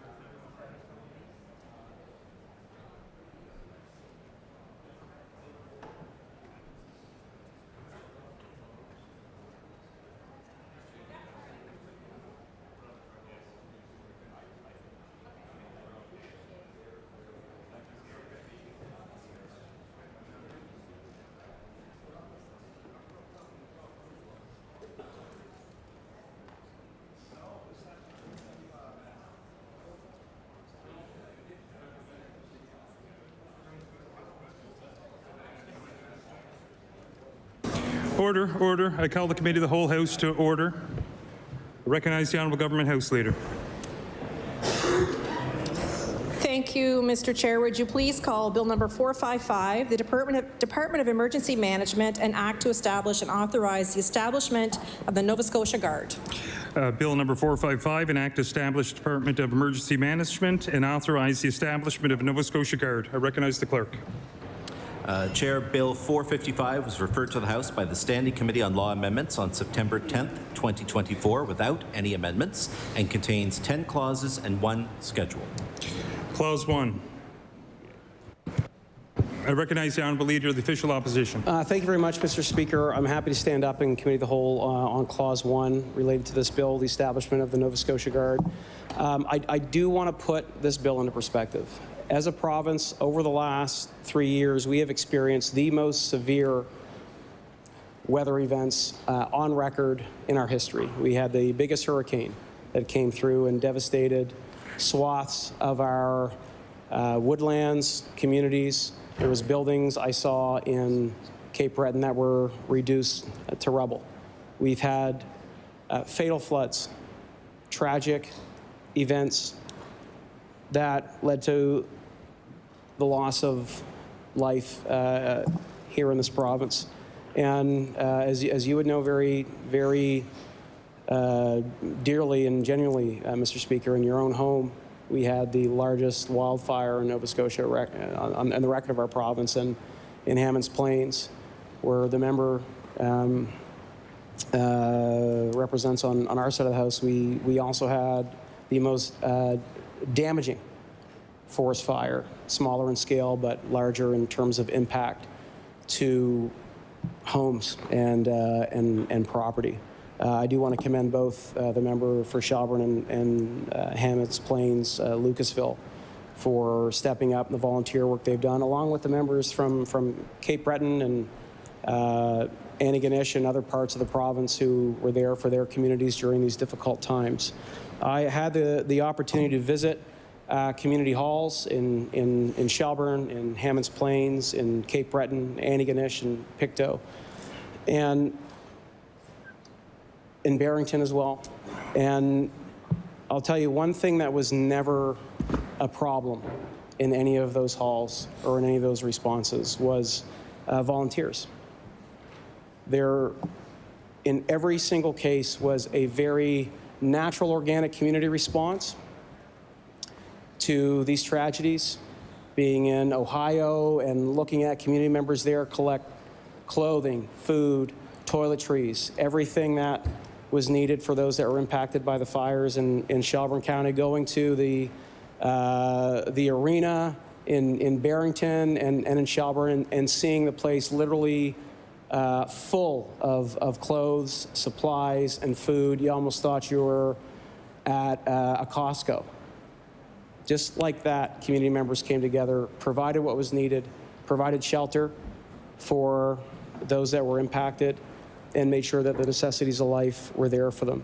This also happened because we have incredible professional organizations that involve themselves very quickly, that have training, that have expertise, that is longstanding. You know, ground search and rescue, our firefighting organizations, professional and volunteer, who literally, as I'm sure you did, Mr. Chair, saw the videos of those firefighters driving through walls of flame to protect people's homes, moving stuff. We've got the Red Cross, Salvation Army, Team Rubicon, who bring people in on the ground and help ensure that people's needs are taken care of, and also support all the other volunteers who are supporting people. I think of what the ground search and rescue teams have gone through, looking for children that were killed in these floods. You know, you look at the quality of these organizations, the quality of the community response. It has always been there. And I don't know that anything in this piece of legislation is going to change that. And I do feel that the government would have been better off finding ways to support the professional organizations that currently exist, who are underfunded, who need updated equipment, than trying to reinvent the wheel with a new Nova Scotia Guard program, which I believe I am to understand is more of a volunteer bank for folks. It was clear in meeting with those organizations that no consultation happened with ground search and rescue, firefighters, Red Cross, Salvation Army, Team Rubicon, the others. No consultation happened with municipalities, who also stepped up incredibly well to help people. And I think that reflected in the first version of this bill.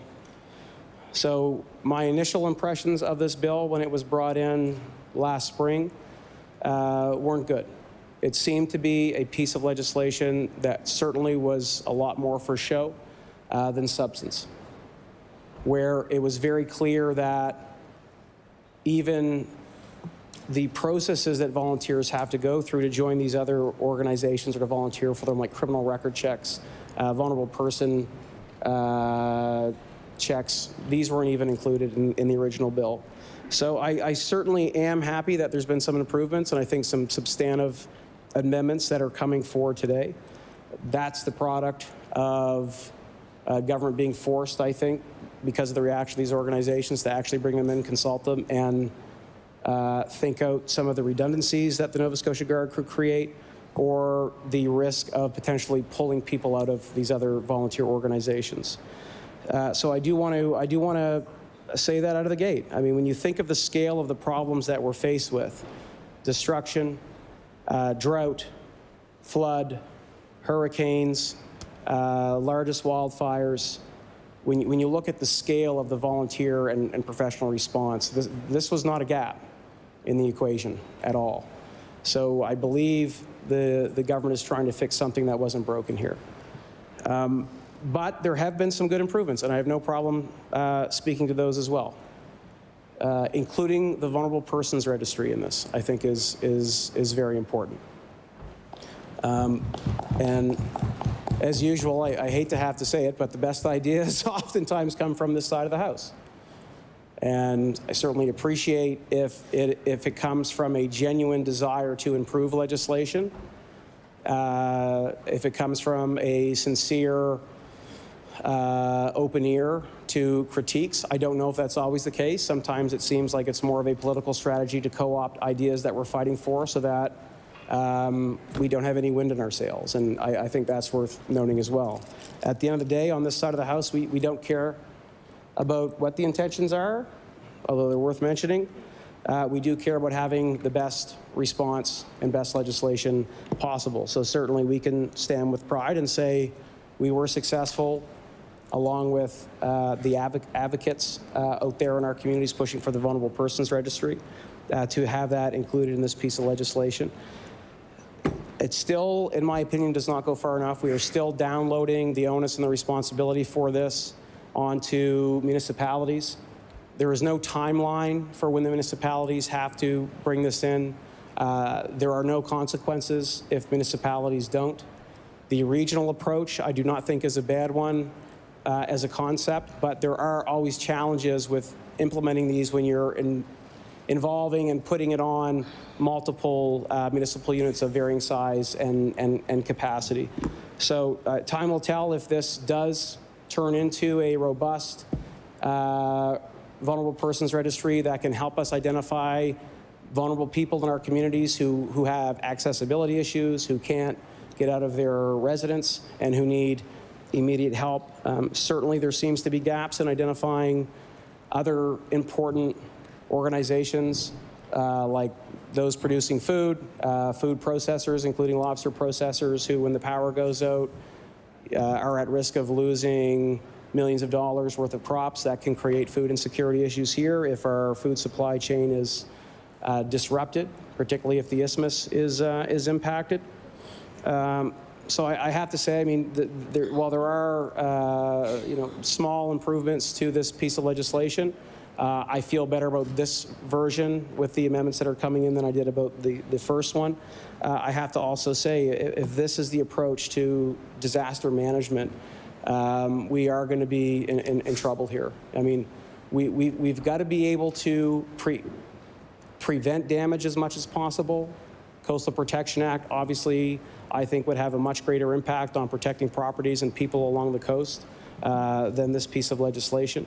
We have to have a financial aid response to individuals and businesses that is consistent, that isn't ad hoc, that isn't reactive every single time this comes in.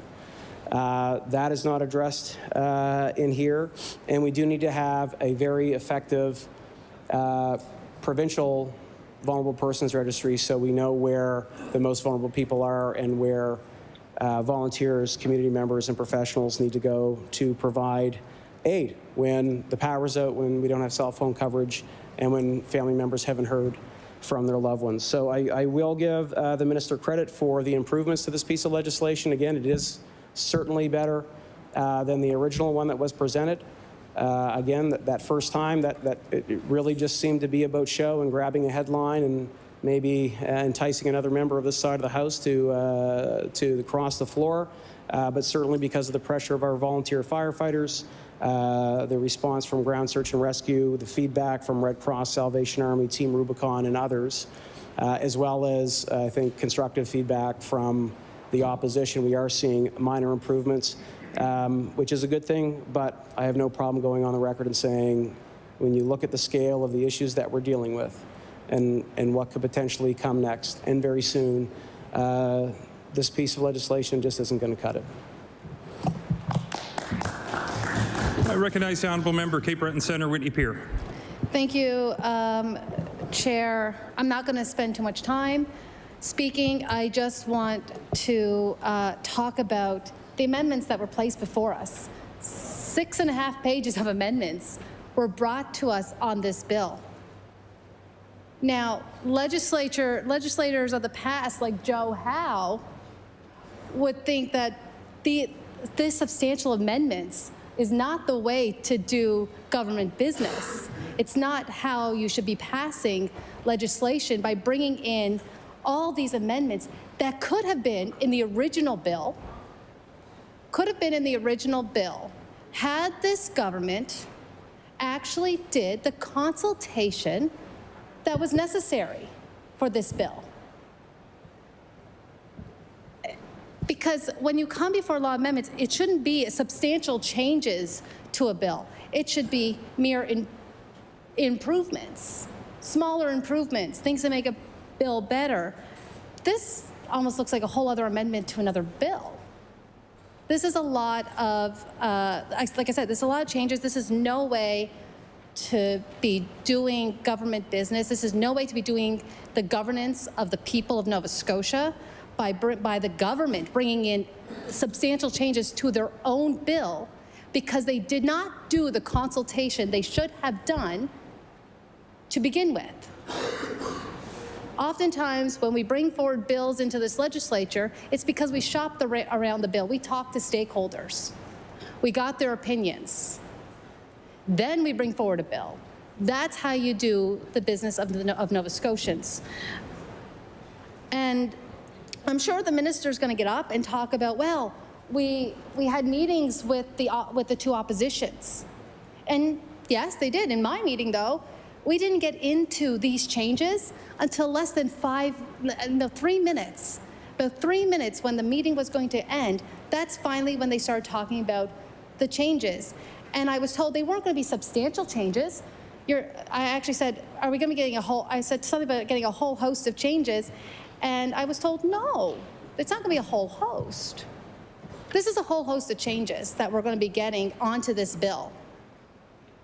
And I just want to flag this with the minister and with all parties. This is not how we should be doing governing. This is not how we should be doing bills. Bills should be almost complete by the time they come here. This was an incomplete bill that was dropped into the legislature, per the minister's words. I think it was the very last day of the legislature sitting in the spring, just dropped in, people reacted, and then all of a sudden the government's doing consultation. Let's do the consultation before a bill gets to the legislature, so that when we go to the Law Amendments Committee, we're all talking about the same bill. And by the time we get here, this type of changes aren't going to be needed to bills. With that, I take my seat. Thank you. Shall Clause 1 carry? Carried. Shall Clause 2 carry? Carried. Clause 3, I recognize the Honourable Minister of Municipal Affairs and Housing. Thank you, Mr. Chair, and it's a pleasure to rise and introduce a change sheet. And I will say that it is an extensive change sheet, so I'll ask the indulgence of the House. As I read the change sheet, I will also, which you don't have in your notes, but include the reason for the amendment. Sometimes we do it at the end, but I think it'll be more helpful if I do it during. Obviously, this is a result of extensive consultations this past summer by a very small number of my staff who worked very, very hard on this, so I want to thank them. And the consultations were somewhere between 40 and 50 consultations with Nova Scotians, with stakeholders, so very pleased to do this. So I wish to move changes to Bill 455. A copy of the changes should be circulated, and I will now read them aloud. Page 1, after Clause 3, the following clauses. Subsection 10.1 of Chapter 8 is amended by A, striking out within 1 year after the coming into force of this Act, each, and substituting each, and B, striking out Clause E and substituting the following Clause E, prepare and approve the emergency management plans which must include plans for the continuity of the function of the municipality. The reason for this amendment, it signals a change to the Emergency Management Act to ensure alignment with the new Emergency Preparedness and Nova Scotia Guard Act, requiring municipalities to prepare and approve both emergency management and business continuity plans. Changes subsection 5, subsection 25.1 of Chapter 8 as amended by Chapter 12 of the Acts of 2009 and Chapter 9 of the Acts of 2011 is further amended by striking out Clause E and substituting the following clauses. E, assigning administration of a regulation made under this Act to a member of the Executive Council other than the Minister. E, A, assigning duties under this Act and the regulations to a member of the Municipal Council other than the Minister or to any other person. E, B, respecting the vesting of special powers and duties in the Minister, a member of Executive Council other than the Minister or any other person during the state of emergency or state of local emergency. EC, respecting the relocation, reassignment, mobilization of employees of the province, private sector professionals, and private sector tradespersons during a state of emergency or state of local emergency. ED, prescribing the forms to be used for a declaration of state of emergency or state of local emergency and renewals and terminations of the same. Reason for the amendment allows the Minister to amend regulations under the Emergency Management Act as this authority does not currently exist. Also provides authority for the Minister to delegate duties under the Emergency Management Act, aligning authorities under the Emergency Management Act and the new Emergency Preparedness and Nova Scotia Guard Act. Pages 1 and 2 renumber clauses 4 to 6 and clauses 6 to 8. Page 2, renumber clause 7 as clause 10 and add before clause 10 as renumbered the following clause, 9. Section 2 of Chapter 376 of the Revised Statutes 1989, the Public Service Act is enacted by Chapter 29 of the Acts of 2021 is amended by adding immediately after Clause F the following clause, FA, the Department of Emergency Management. It adds, so the reason for the amendment, it adds the Department of Emergency Management to the Public Service Act. Page 2, Clause 10 as renumbered. A, delete of the Revised Statutes 1989, of the Public Service Act is, and substituted is further, and B, proposed clause 36B, brackets H, delete emergency management or other time of need and substitute emergency, critical incident or other time of need. Reason for the amendment, throughout the Act, the new Act, critical incident is added to provide authority for the Minister or delegate to act in the interest of Nova Scotians' health and safety outside of a declared states of emergency, which are addressed in the Emergency Management Act. Page 2, renumber clauses 8 to 10 as clauses 11 to 13. Page 2, clause 13, as renumbered, is deleted and the following clause substituted. The schedule, the Emergency Preparedness and Nova Scotia Guard Act, comes into force as provided in that schedule. Page 3, schedule, title, add emergency preparedness and immediately before Nova Scotia. Page 3, schedule, proposed 1, add emergency preparedness and immediately before Nova Scotia. Reasons for amendment: changes the name of the schedule from the Nova Scotia Guard Act to the Emergency Preparedness and Nova Scotia Guard Act. Recognizing that this is a new act, sets a foundation both for the Nova Scotia Guard and modernizing the province's emergency management legislation, creating a strong culture of preparedness. Page 3, schedule, proposed section 2A, add the following definitions in alphabetical order: critical incident means an event or occurrence, A, in which the prompt coordination of actions are required at a specific location, I, to protect the health and safety or well-being of one or more persons, or II, for a prescribed purpose, B, in which the actions required are beyond the capability or capacity of the responsible emergency service provider, C, in relation to which no state of emergency or state of local emergency has been declared under the Emergency Management Act, and D, of which public notice has been provided. Reason for amendment: adds a definition of critical incident. The Emergency Management Act is clear on declared states of emergency. The addition of critical incident provides the province with authority to direct actions outside the declared state of emergency. For example, issue an alert in cases where health and safety is at risk. Critical service means a service or function that is necessary to prevent A, danger to life, health, or safety, B, the destruction or serious deterioration of infrastructure or other property required for an economic well-being of the province or the effective functioning of government, or serious damage to the environment. Critical service continuity plan means a plan for responding to an event or occurrence that affects the delivery of critical service. Critical service provider means a corporation or other person, organization, or entity designated under the regulations as a critical service provider. Reasons for amendment: adds new definitions of critical service and critical service provider and critical service continuity plan to provide authority for the minister to direct the role of designated service providers in emergency preparedness and response. Examples include telecom companies, power and other utilities, government, and health. Continuing. Emergency management plan means a comprehensive program implemented to formalize and test processes of emergency prevention, mitigation, preparedness, response, and recovery. B, definition of minister, replace the period with a semicolon.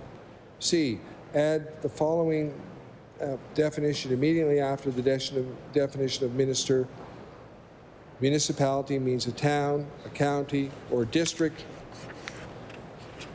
municipality, or a regional municipality. Reason for amendment: adds a new definition of emergency management program to modernize Nova Scotia's emergency management legislation, signaling a change from planning alone to comprehensive programs that include regular cycles of planning, training, and continuous improvement. Page 3. Schedule, proposed clause 3, brackets 2, brackets A, delete emergencies or other times of need and substitute emergencies, critical incidents, or other times of needs. Page 3, schedule, proposed clause 3, brackets 2, brackets B, delete emergencies or other times of need and substitute emergencies, critical incidents, or other times of need. So reason for this amendment, throughout the new act, critical incident has been added to provide authority for the province to act in the interests of Nova Scotia's health and safety outside of declared states of emergency which are addressed in the Emergency Management Act. Page 3, schedule, proposed section 5, brackets 1, delete, may be established in accordance with regulations and substitute is established. Reason for amendment signals that the Nova Scotia Guard is established through this new act, reflecting that the Guard has been created and is ready to be deployed in an emergency. Page 3, schedule, comma, proposed clause 5, brackets 2, brackets A, delete emergency and other time of need and substitute emergency, critical incident, or other time of need. Page 3, schedule, add the following sections after proposed section 5. 6, brackets 1.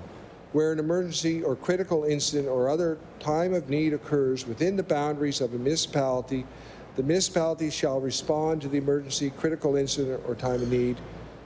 Brackets 2, where the expertise or resources required to respond to an emergency or critical incident or other time of need exceeds municipal and regional capacity, the municipality may, in accordance with the regulations, request that the minister provide expertise or resources to assist with the response. Section 3, nothing in this section prevents the minister from exercising the minister's powers and duties respecting an emergency, critical incident, or time of need in the absence of a request from the municipality.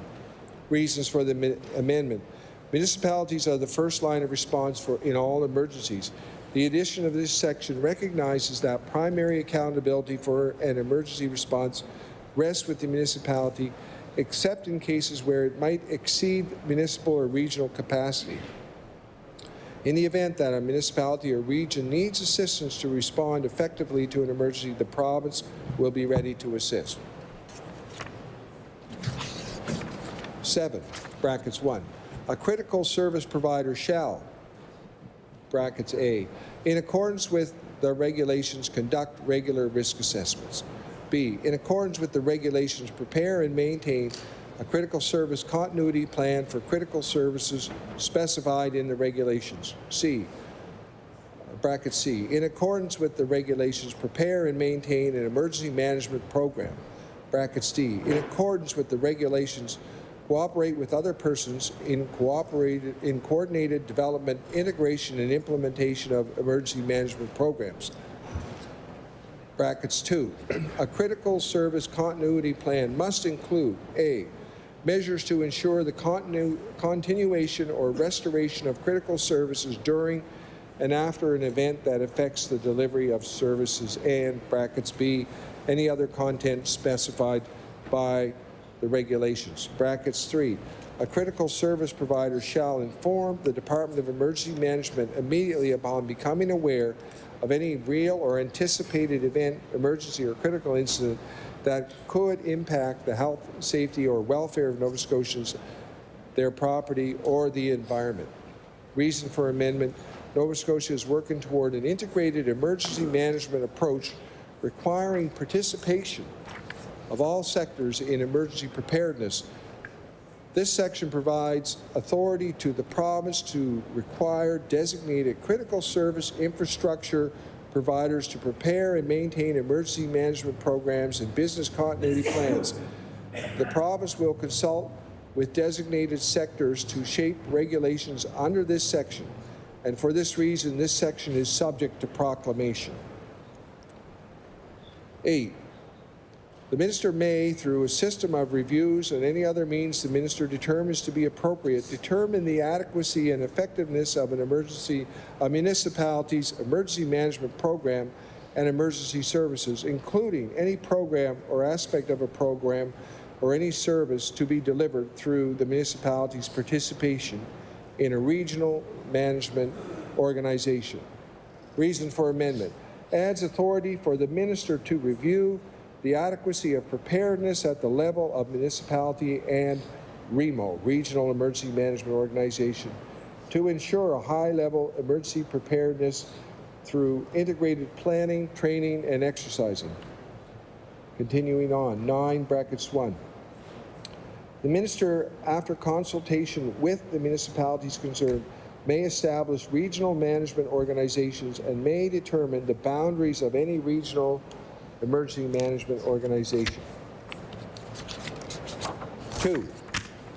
A municipality that falls within the boundaries of a regional emergency management organization is a member of that regional emergency management organization.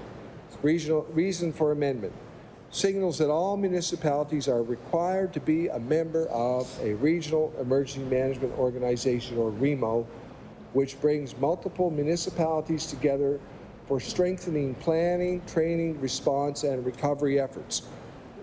10.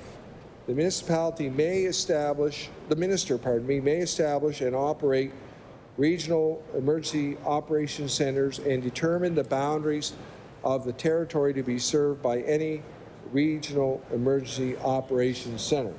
Reason for amendment. Under the new department, the province will introduce provincial offices called regional emergency operations centers. In addition to activating during an emergency, these offices will play an important role in working with communities, businesses, critical service providers, and municipalities at the regional level. They will also provide regional support for the Nova Scotia Guard. 11, brackets 1. Where a critical incident occurs, the minister may delegate minister or a delegate of the minister may, for the purpose of ensuring public safety, enter upon any land or premises at any reasonable time without warrant. 2, brackets 2. Where a person refuses to allow the minister or a delegate of the minister to exercise or attempts to interfere or interferes with the minister or delegate in the exercise of the authority provided under this section, the minister or delegate may apply a judge of the provincial court to order to permit entry. Reason for amendment. This section provides authority for the province to enter onto private property if needed to protect health and safety of Nova Scotians during a critical incident as defined in Section 2. 12. The minister may, in accordance with the regulations and for the purpose of ensuring public safety and compliance with this Act and the regulations, issue an order to any person. Reason for amendment. The ability to issue an order will help strengthen the province's ability to enforce this new legislation. Continuing on, 13, brackets 1. Any person who obstructs the minister or delegate of the minister, a municipality, a regional emergency management organization, a critical service provider, an emergency service provider, or any organization, committee, or service provider established pursuant to this Act or the regulations in the performance of any action, matter, or thing authorized by this Act or the regulations is guilty of an offense and liable on summary conviction. In the case of an individual, to a fine not exceeding $10,000 or to imprisonment of not more than 6 months or both, or B, in the case of a corporation, to a fine not exceeding $100,000. Brackets 2, any person who contravenes or fails to comply with this Act or the regulations or with any direction or order or requirement made pursuant to this Act or the regulations is guilty of an offense and liable on summary conviction. In the case of an individual, to a fine not exceeding $10,000 or to imprisonment of not more than 6 months or both, or in the case of a corporation, to a fine not exceeding $100,000. Reason for amendment adds the ability of the province to lay charges with penalty to improve compliance with the Act and help protect Nova Scotians. Continuing on, 14 brackets 1.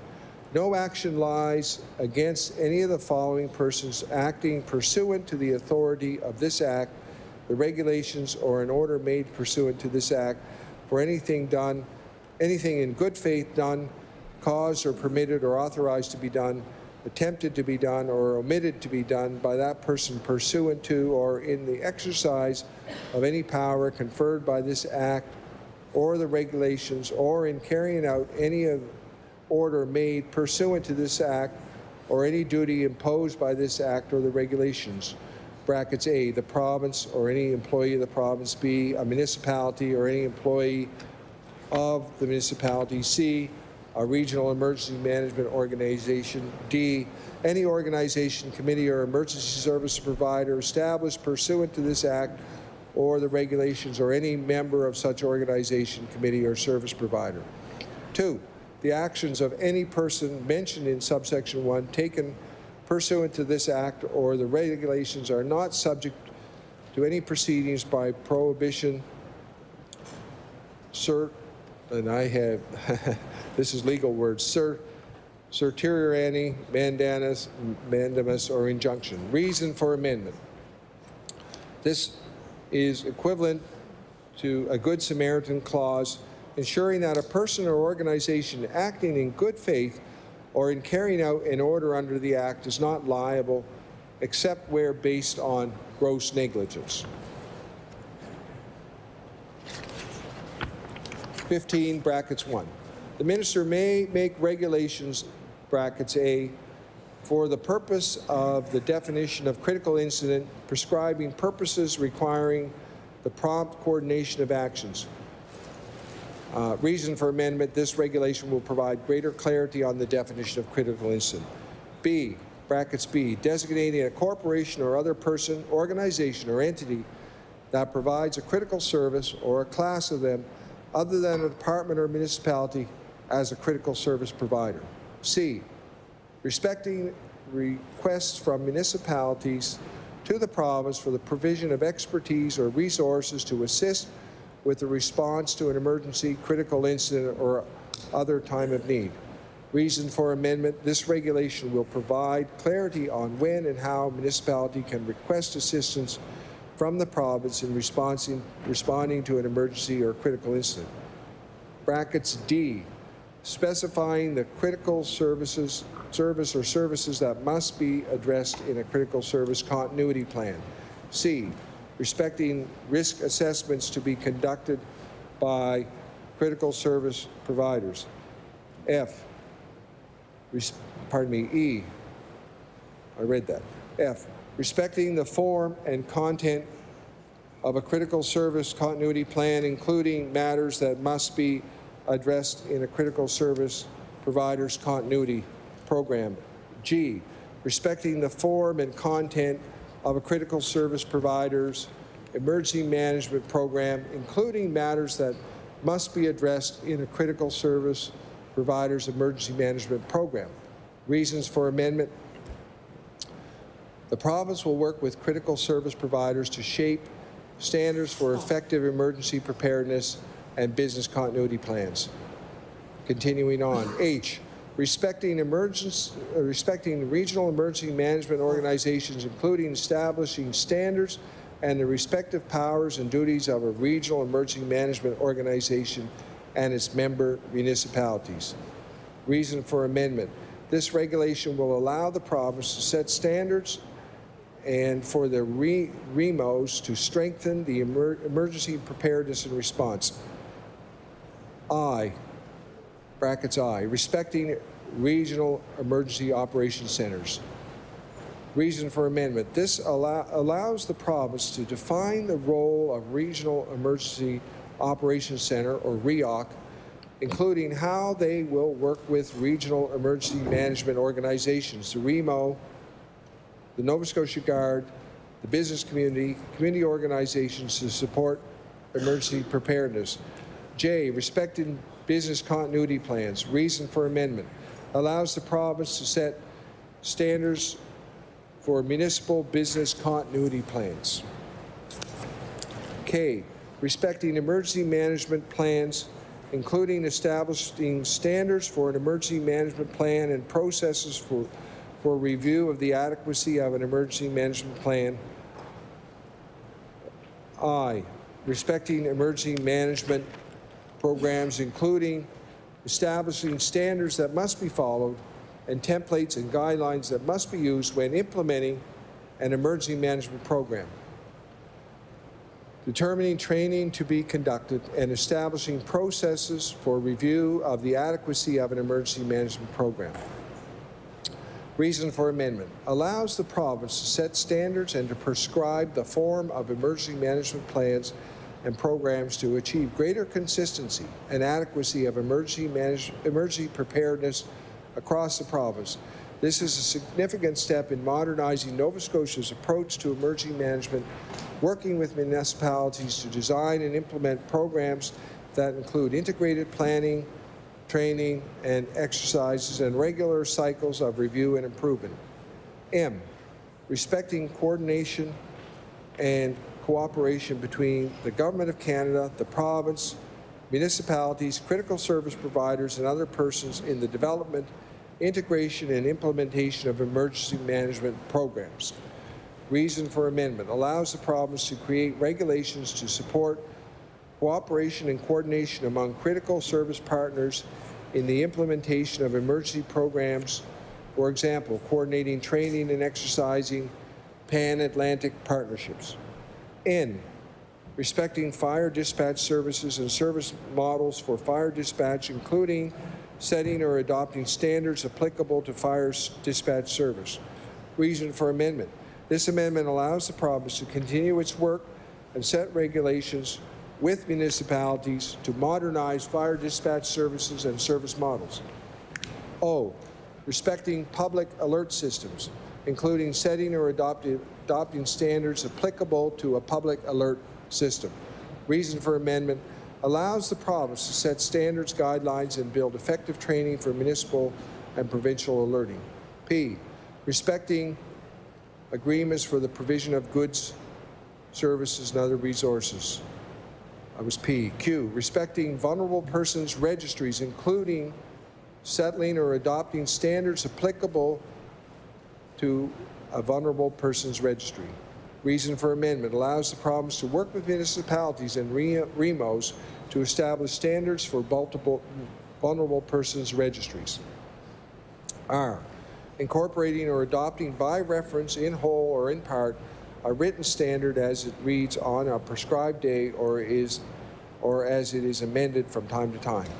Reason for amendment: allows the province to adopt standards in support of any provision within the Act not specified above. S, respecting the provision of information under this Act, including prescribing forms. Reason for amendment: provides required detail on any forms or other types of information that municipalities, critical service providers, etc., may be required to provide to the province as part of implementing the Act. T, excluding any person or organization from the application of a provision of this Act or regulations. Reason for amendment: this regulation provides the minister with the authority to specify persons or organizations to whom the provision of the Act does not apply. Page 3, schedule, proposed section 6, renumber as section 16. Page 3, schedule, proposed section 16 as renumbered. A, clause 16, brackets 1, brackets A, delete establishment.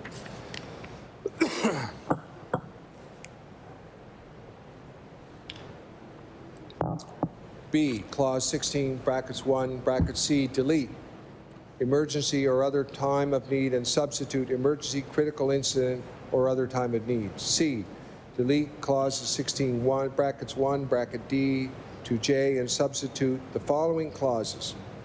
D, respecting the powers that the minister may exercise in an emergency critical incident or other time of need, including powers to issue orders. E, respecting oversight powers that may be exercised by the minister or minister's delegate for the purpose of ensuring compliance with this Act and the regulations.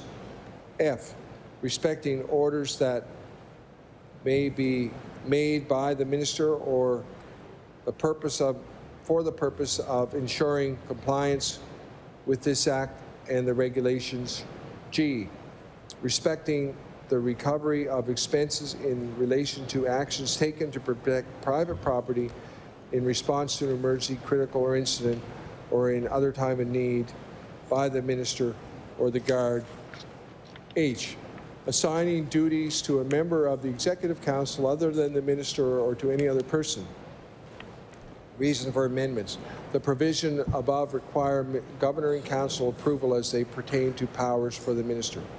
Page 4, schedule, proposed section 16 as renumbered, re-letter clauses 16(1)K and L as clauses 16(1)I and J. Page 4, schedule, add the following section after proposed section 16 as renumbered. 16. Section 7 comes into force on such a day as the Governor and Council orders and declares by proclamation. Reason for amendment: with the exception of the Section 7, this bill is approved by royal assent and becomes effective on the day the House rises. Thank you. Thank you, Minister, for those brief remarks. I recognize the honourable member Hammonds Plains, Lucasville. Buckle up, folks. It's crazy. So I guess we'll start at the beginning. Just say start my remarks by saying it's kind of a sin that things were presented in such a manner. I mean, I think we're all invested in seeing this bill and this initiative by the government in the interest of public safety move forward constructively, and dumping 7 pages of amendments on critics and all members of the House moments before it's presented. It's kind of a sin in terms of process, and genuinely somebody who would like to take on the role as critic for the EMO file to provide some constructive criticism. Having experienced what I experienced last year, I figured, an olive branch might have been extended, but I guess not. Minister talks in several clauses, amendments to this bill, about standardizing capabilities across the province. I'm wondering if those expectations that are being placed upon municipal units, or as they're being called in here, regional, what are we calling them? I'm trying to keep up here. Regional what? Sorry, the region.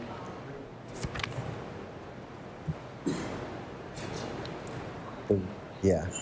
These entities that are being established and standardized, I'm wondering if there is going to be investment to support perhaps municipal units or parts of the province that would be less capable in bringing up their capabilities in establishing training protocols and actually training their staff to ensure that there is standardized capabilities across the province. That's something that was communicated to me. There's a lack of funding to support the ambitions of these emergency agencies across the province. So it's great to standardize things and establish protocols, but the financial resources associated with bringing different parts of the province up to higher capabilities, and even ones with more capabilities financially, to make sure that everybody has the resources and they're financially backed by the government to put our best foot forward and become more capable, excuse me.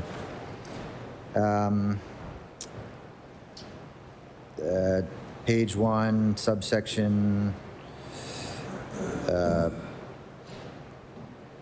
Page 1, 5, subsection 25(1), scrolling down to bracket EA, assigning duties under this act and the regulations to a member of the Executive Council other than the Minister or to any other person. I'm wondering if the Minister could comment on what would qualify somebody under any other person.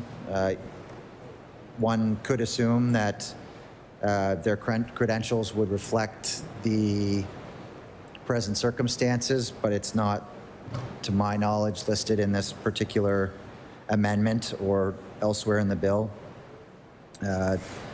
Scroll down to bracket EB, respecting the vesting of special powers and duties to the minister. What is the definition of special powers?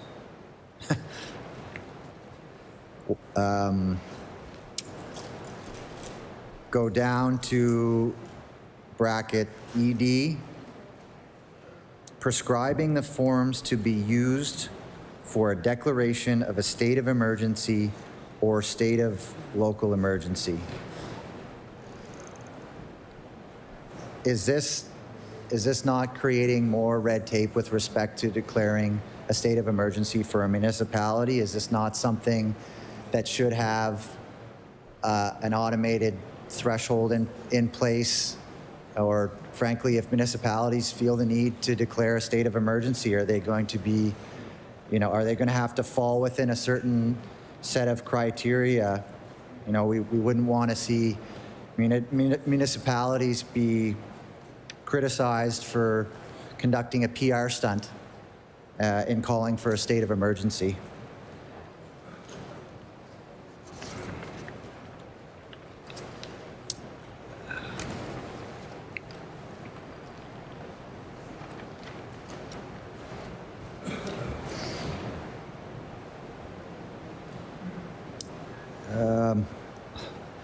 Carry on. Page 3. Go down to page 3, schedule, add the following section after proposed section 5.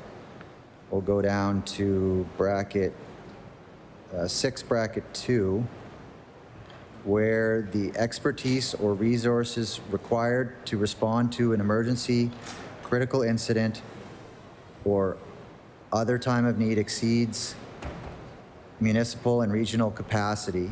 The municipality may, in accordance with the regulations, request that the minister provide expertise or resources to assist with the response. To me, if we're talking about a new regime that has training and protocol in place, one would expect that there are training protocols that enable the next level of government, the provincial level of government, to join forces, and there's a set of expectations and qualifiers and training in place that would, have these things come together in a more integrated and sequenced manner, rather than having to ask for help. I think there should be training conducted, protocols and training conducted, so that these things happen naturally during a state of emergency or a critical incident scenario. I think that was part of the issue, is that whether it was back and forth with the province and the feds, or back and forth with the province and some of the municipalities, there was this, is someone going to ask for help? Is someone not going to ask for help?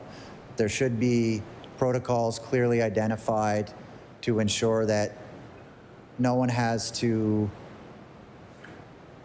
hem and haw over whether we're ready to ask for or accept help. There should be a protocol in place that's identified and practiced with emergency service providers across the province. And I will note that in bracket 3, it does say, nothing in the section prevents the minister from exercising the minister's powers and duties respecting an emergency, critical incident, or time of need in the absence of a request from municipality. So it does say that the minister can act, but again, I think it's important that these plans are set out, the protocols are set out, and training is conducted so that these things happen very systemically amidst the chaos of an emergency.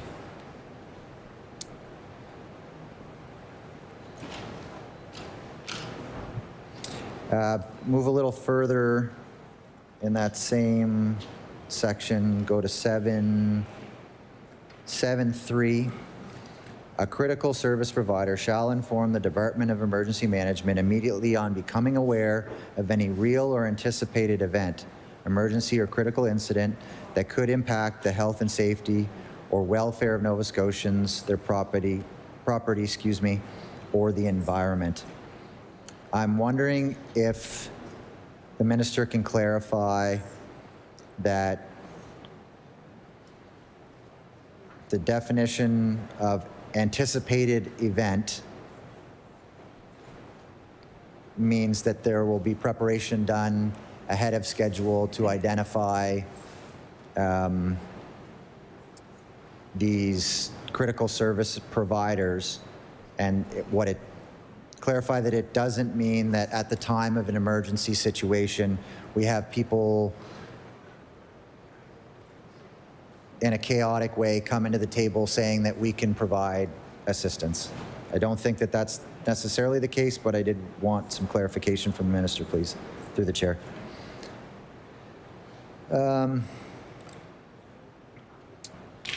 Subsection 9 here, it talks about the different overlapping regions, or it talks about establishing boundaries associated with these regional entities. I'm wondering if where the protocols and planning comes into place for instances where we have overlapping or multiple regions to ensure coordination across so-called jurisdictions or regions in this case.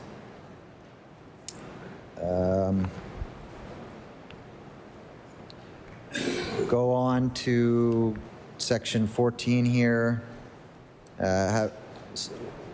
One subsections A through D talks about something that the minister referred to as a Good Samaritan clause.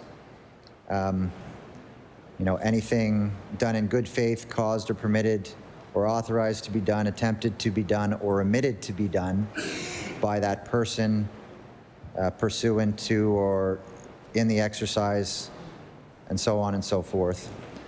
I'm wondering, if the word omit kind of strikes me here, and I don't believe that any person would seek we don't want to see people prosecuted, but at the same time,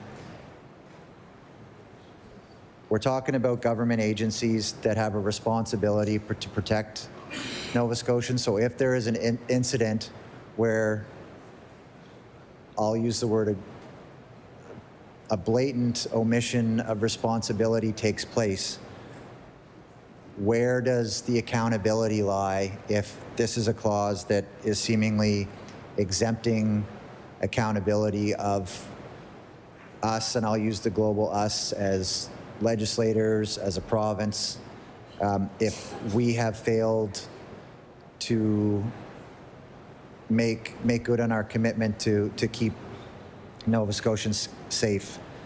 And I don't dismiss the efforts and all of the heroic efforts of our first responders in a variety of different agencies, but I think that it is important that the minister talks about if this section exists, then how is the government to be held accountable for errors, omissions, or expressed concerns by the public, and how we react and respond to an emergency situation.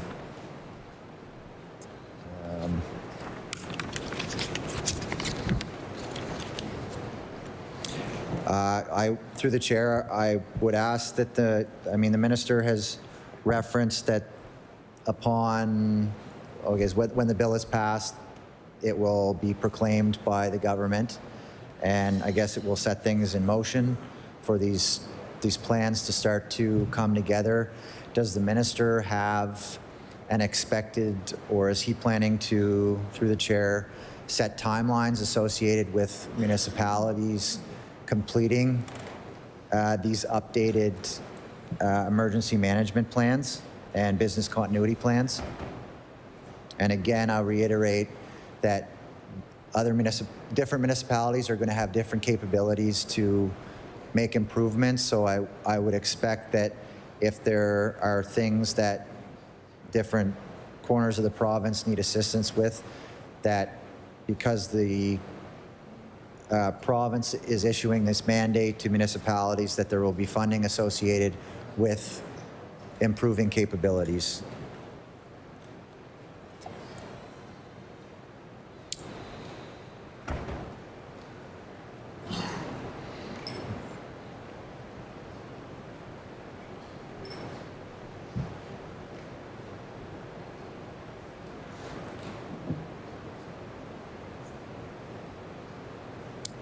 Respecting emergency management programs, including. Okay, I think I covered as much as I could chew on for now. I will say that, I mean, this was a pretty big surprise, not just for us, not just for me, but for agencies across the province. When this bill was tabled in the spring, I said to the Premier at one point in time that I'm cautiously optimistic about the potential of this bill, and I stand here today genuinely meaning that. It is kind of a sin the way that these amendments were tabled. The minister, in his remarks in second reading, referenced that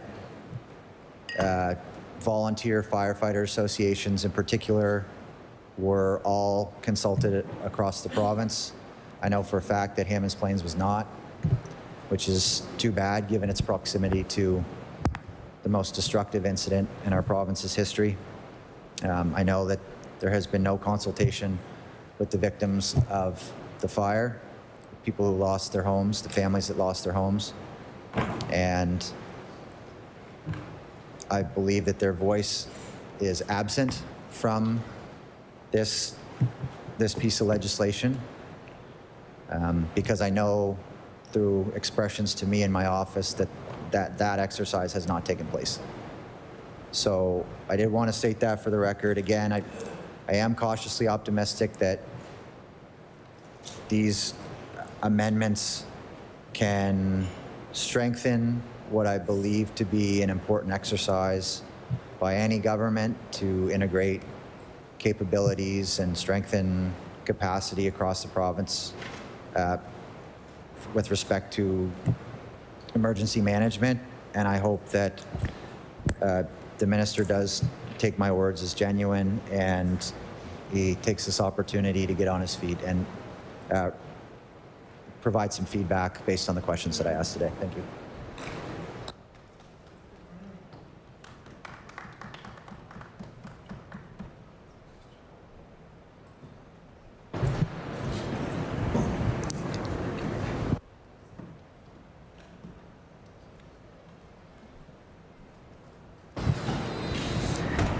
I recognize the Honourable Minister for Emergency Preparedness.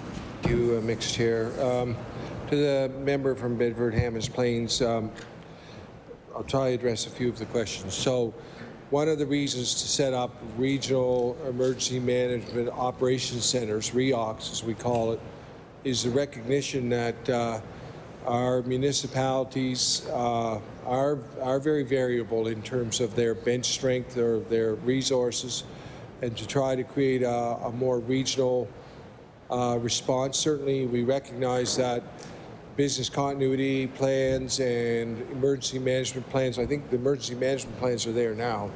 The reality is that the business continuity plans may not be there. Updating the emergency management plans is important. So we're certainly of the mindset that the resources that provide through our REOCs will be available, and we'll be working with all of these municipalities. So in terms of event straddles to, it's possible. We haven't landed on those boundaries of these regional emergency management operations centers, so the boundaries are not settled. We're still thinking about that, but when they are, if there is an event that crosses boundaries, certainly we will. That will be something that we'll have both, obviously both regional REOCs involved in. In terms of the forms and standardization, some of these are federally provided. As the member may know, the Alert Ready system is a federal program provided through a private company called Pelmerex, which is essentially the Weather Channel. And the forms, and we have had the municipalities requesting more training and guidelines on the alerting process and on these forms. I know the member mentioned anticipated events. That could be a hurricane that's coming, it may or may not come, may go by. In terms of Section 14, Good Samaritan Clause, I think that I did say in my remarks that obviously there's some limit, theoretical limit on the Good Samaritan Clause. If there's gross negligence, the Good Samaritan Clause probably would not be operable, but that would probably be tested in court. I can't say where that limit is, I don't know. But obviously we want to protect and enable volunteers operating with good intent to operate. So these types of clauses are needed. You're protected by this type of clause. For instance, if you were to stop at an accident scene on a road and get involved, you would be protected now by the Good Samaritan Clause. We want that to be continuing in this. So I know the obviously this is a this is an important moment in the history of Nova Scotia, I think, in terms of emergency preparedness that we are in right now. And I really do want to thank my staff who worked, as I mentioned previously, who worked so hard on all of this. Thank you, Mr. Chair.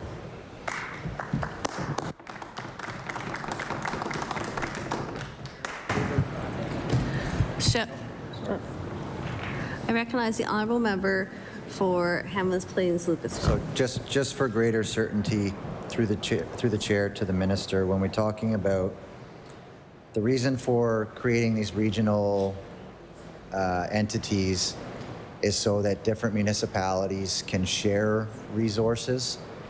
Is there no indication that the minister can provide with respect to whether, if there's an ask for additional resources, whether there will be a process to acquire more funds to acquire the resources necessary, or are we just trying to use what we have and move things around rather than beef up the capabilities that a given corner of the province has? I recognize the Honourable Minister for Emergency Preparedness. Thank you, Mr. Chair. I believe the bill is providing that process for municipalities to ask for additional resources from the province. And in terms of cooperation, our municipalities are already in emergency events cooperating exceptionally with each other through, as the member may know, through mutual aid, through our fire services. So these things are happening. This formalizes this process and enables it to a greater extent.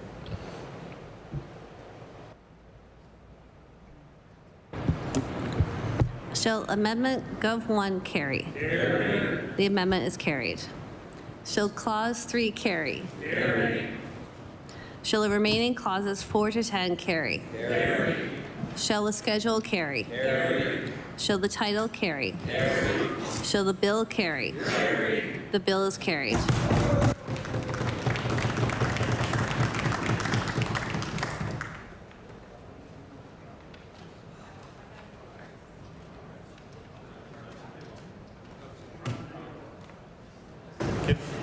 I recognize the Honourable Government House Leader. Thank you, Mixed Chair. I ask that you please rise and report progress on these bills. We'll take about a 1-minute recess to dissolve into the House.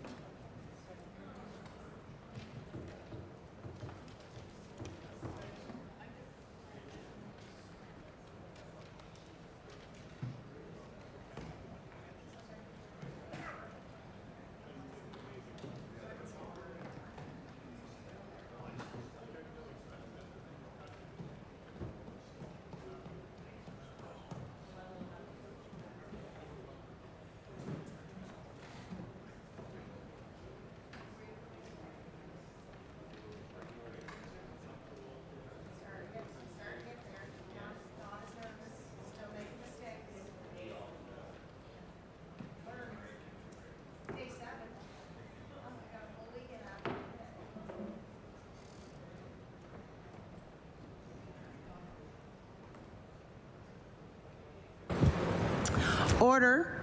The Committee of the Whole hosts on bills reports.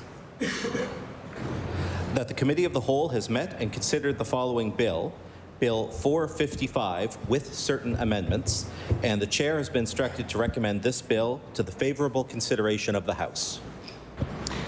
Ordered that these bills be read a third time on a future date. I recognize the Honourable Government House Leader. Thank you, Madam Speaker. I ask for unanimous consent to revert back to government notice of motion.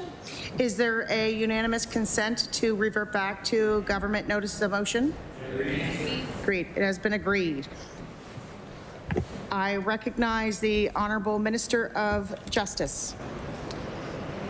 Thank you, Madam Speaker. I hereby give notice that on a future day I shall move the adoption of the following resolution. Whereas in accordance with Section 4 of the Conflict of Interest Act, upon consultation with leaders of the recognized parties and subject to the approval of the House of Assembly, the Governor and Council shall appoint a person to be the Conflict of Interest Commissioner on a full-time or part-time basis for a term of not more than 5 years, but with the option of reappointment.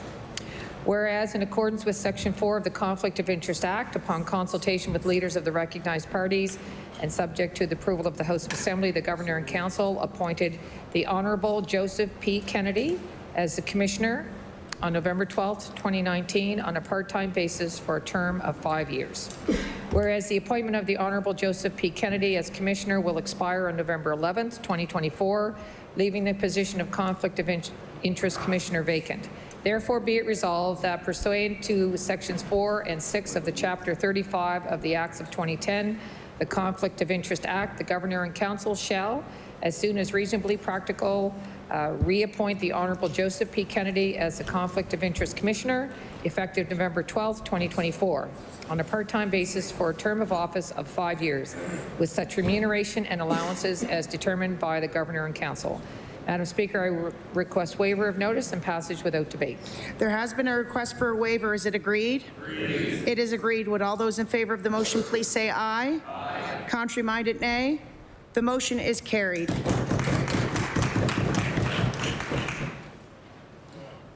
I recognize the Honourable Government House Leader.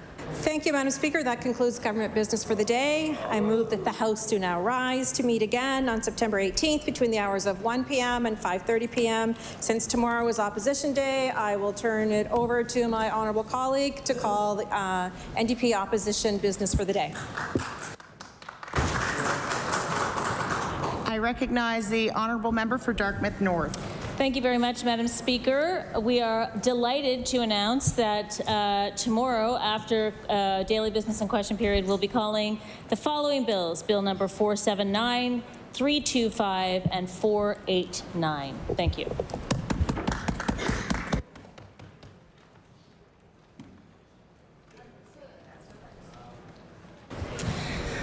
Thank you. The motion is that the House rise and meet again on September the 18th between the hours of 1 to 5:30. Would all those in favor of the motion please say aye? Contrary-minded, nay. The motion is carried. We stand adjourned.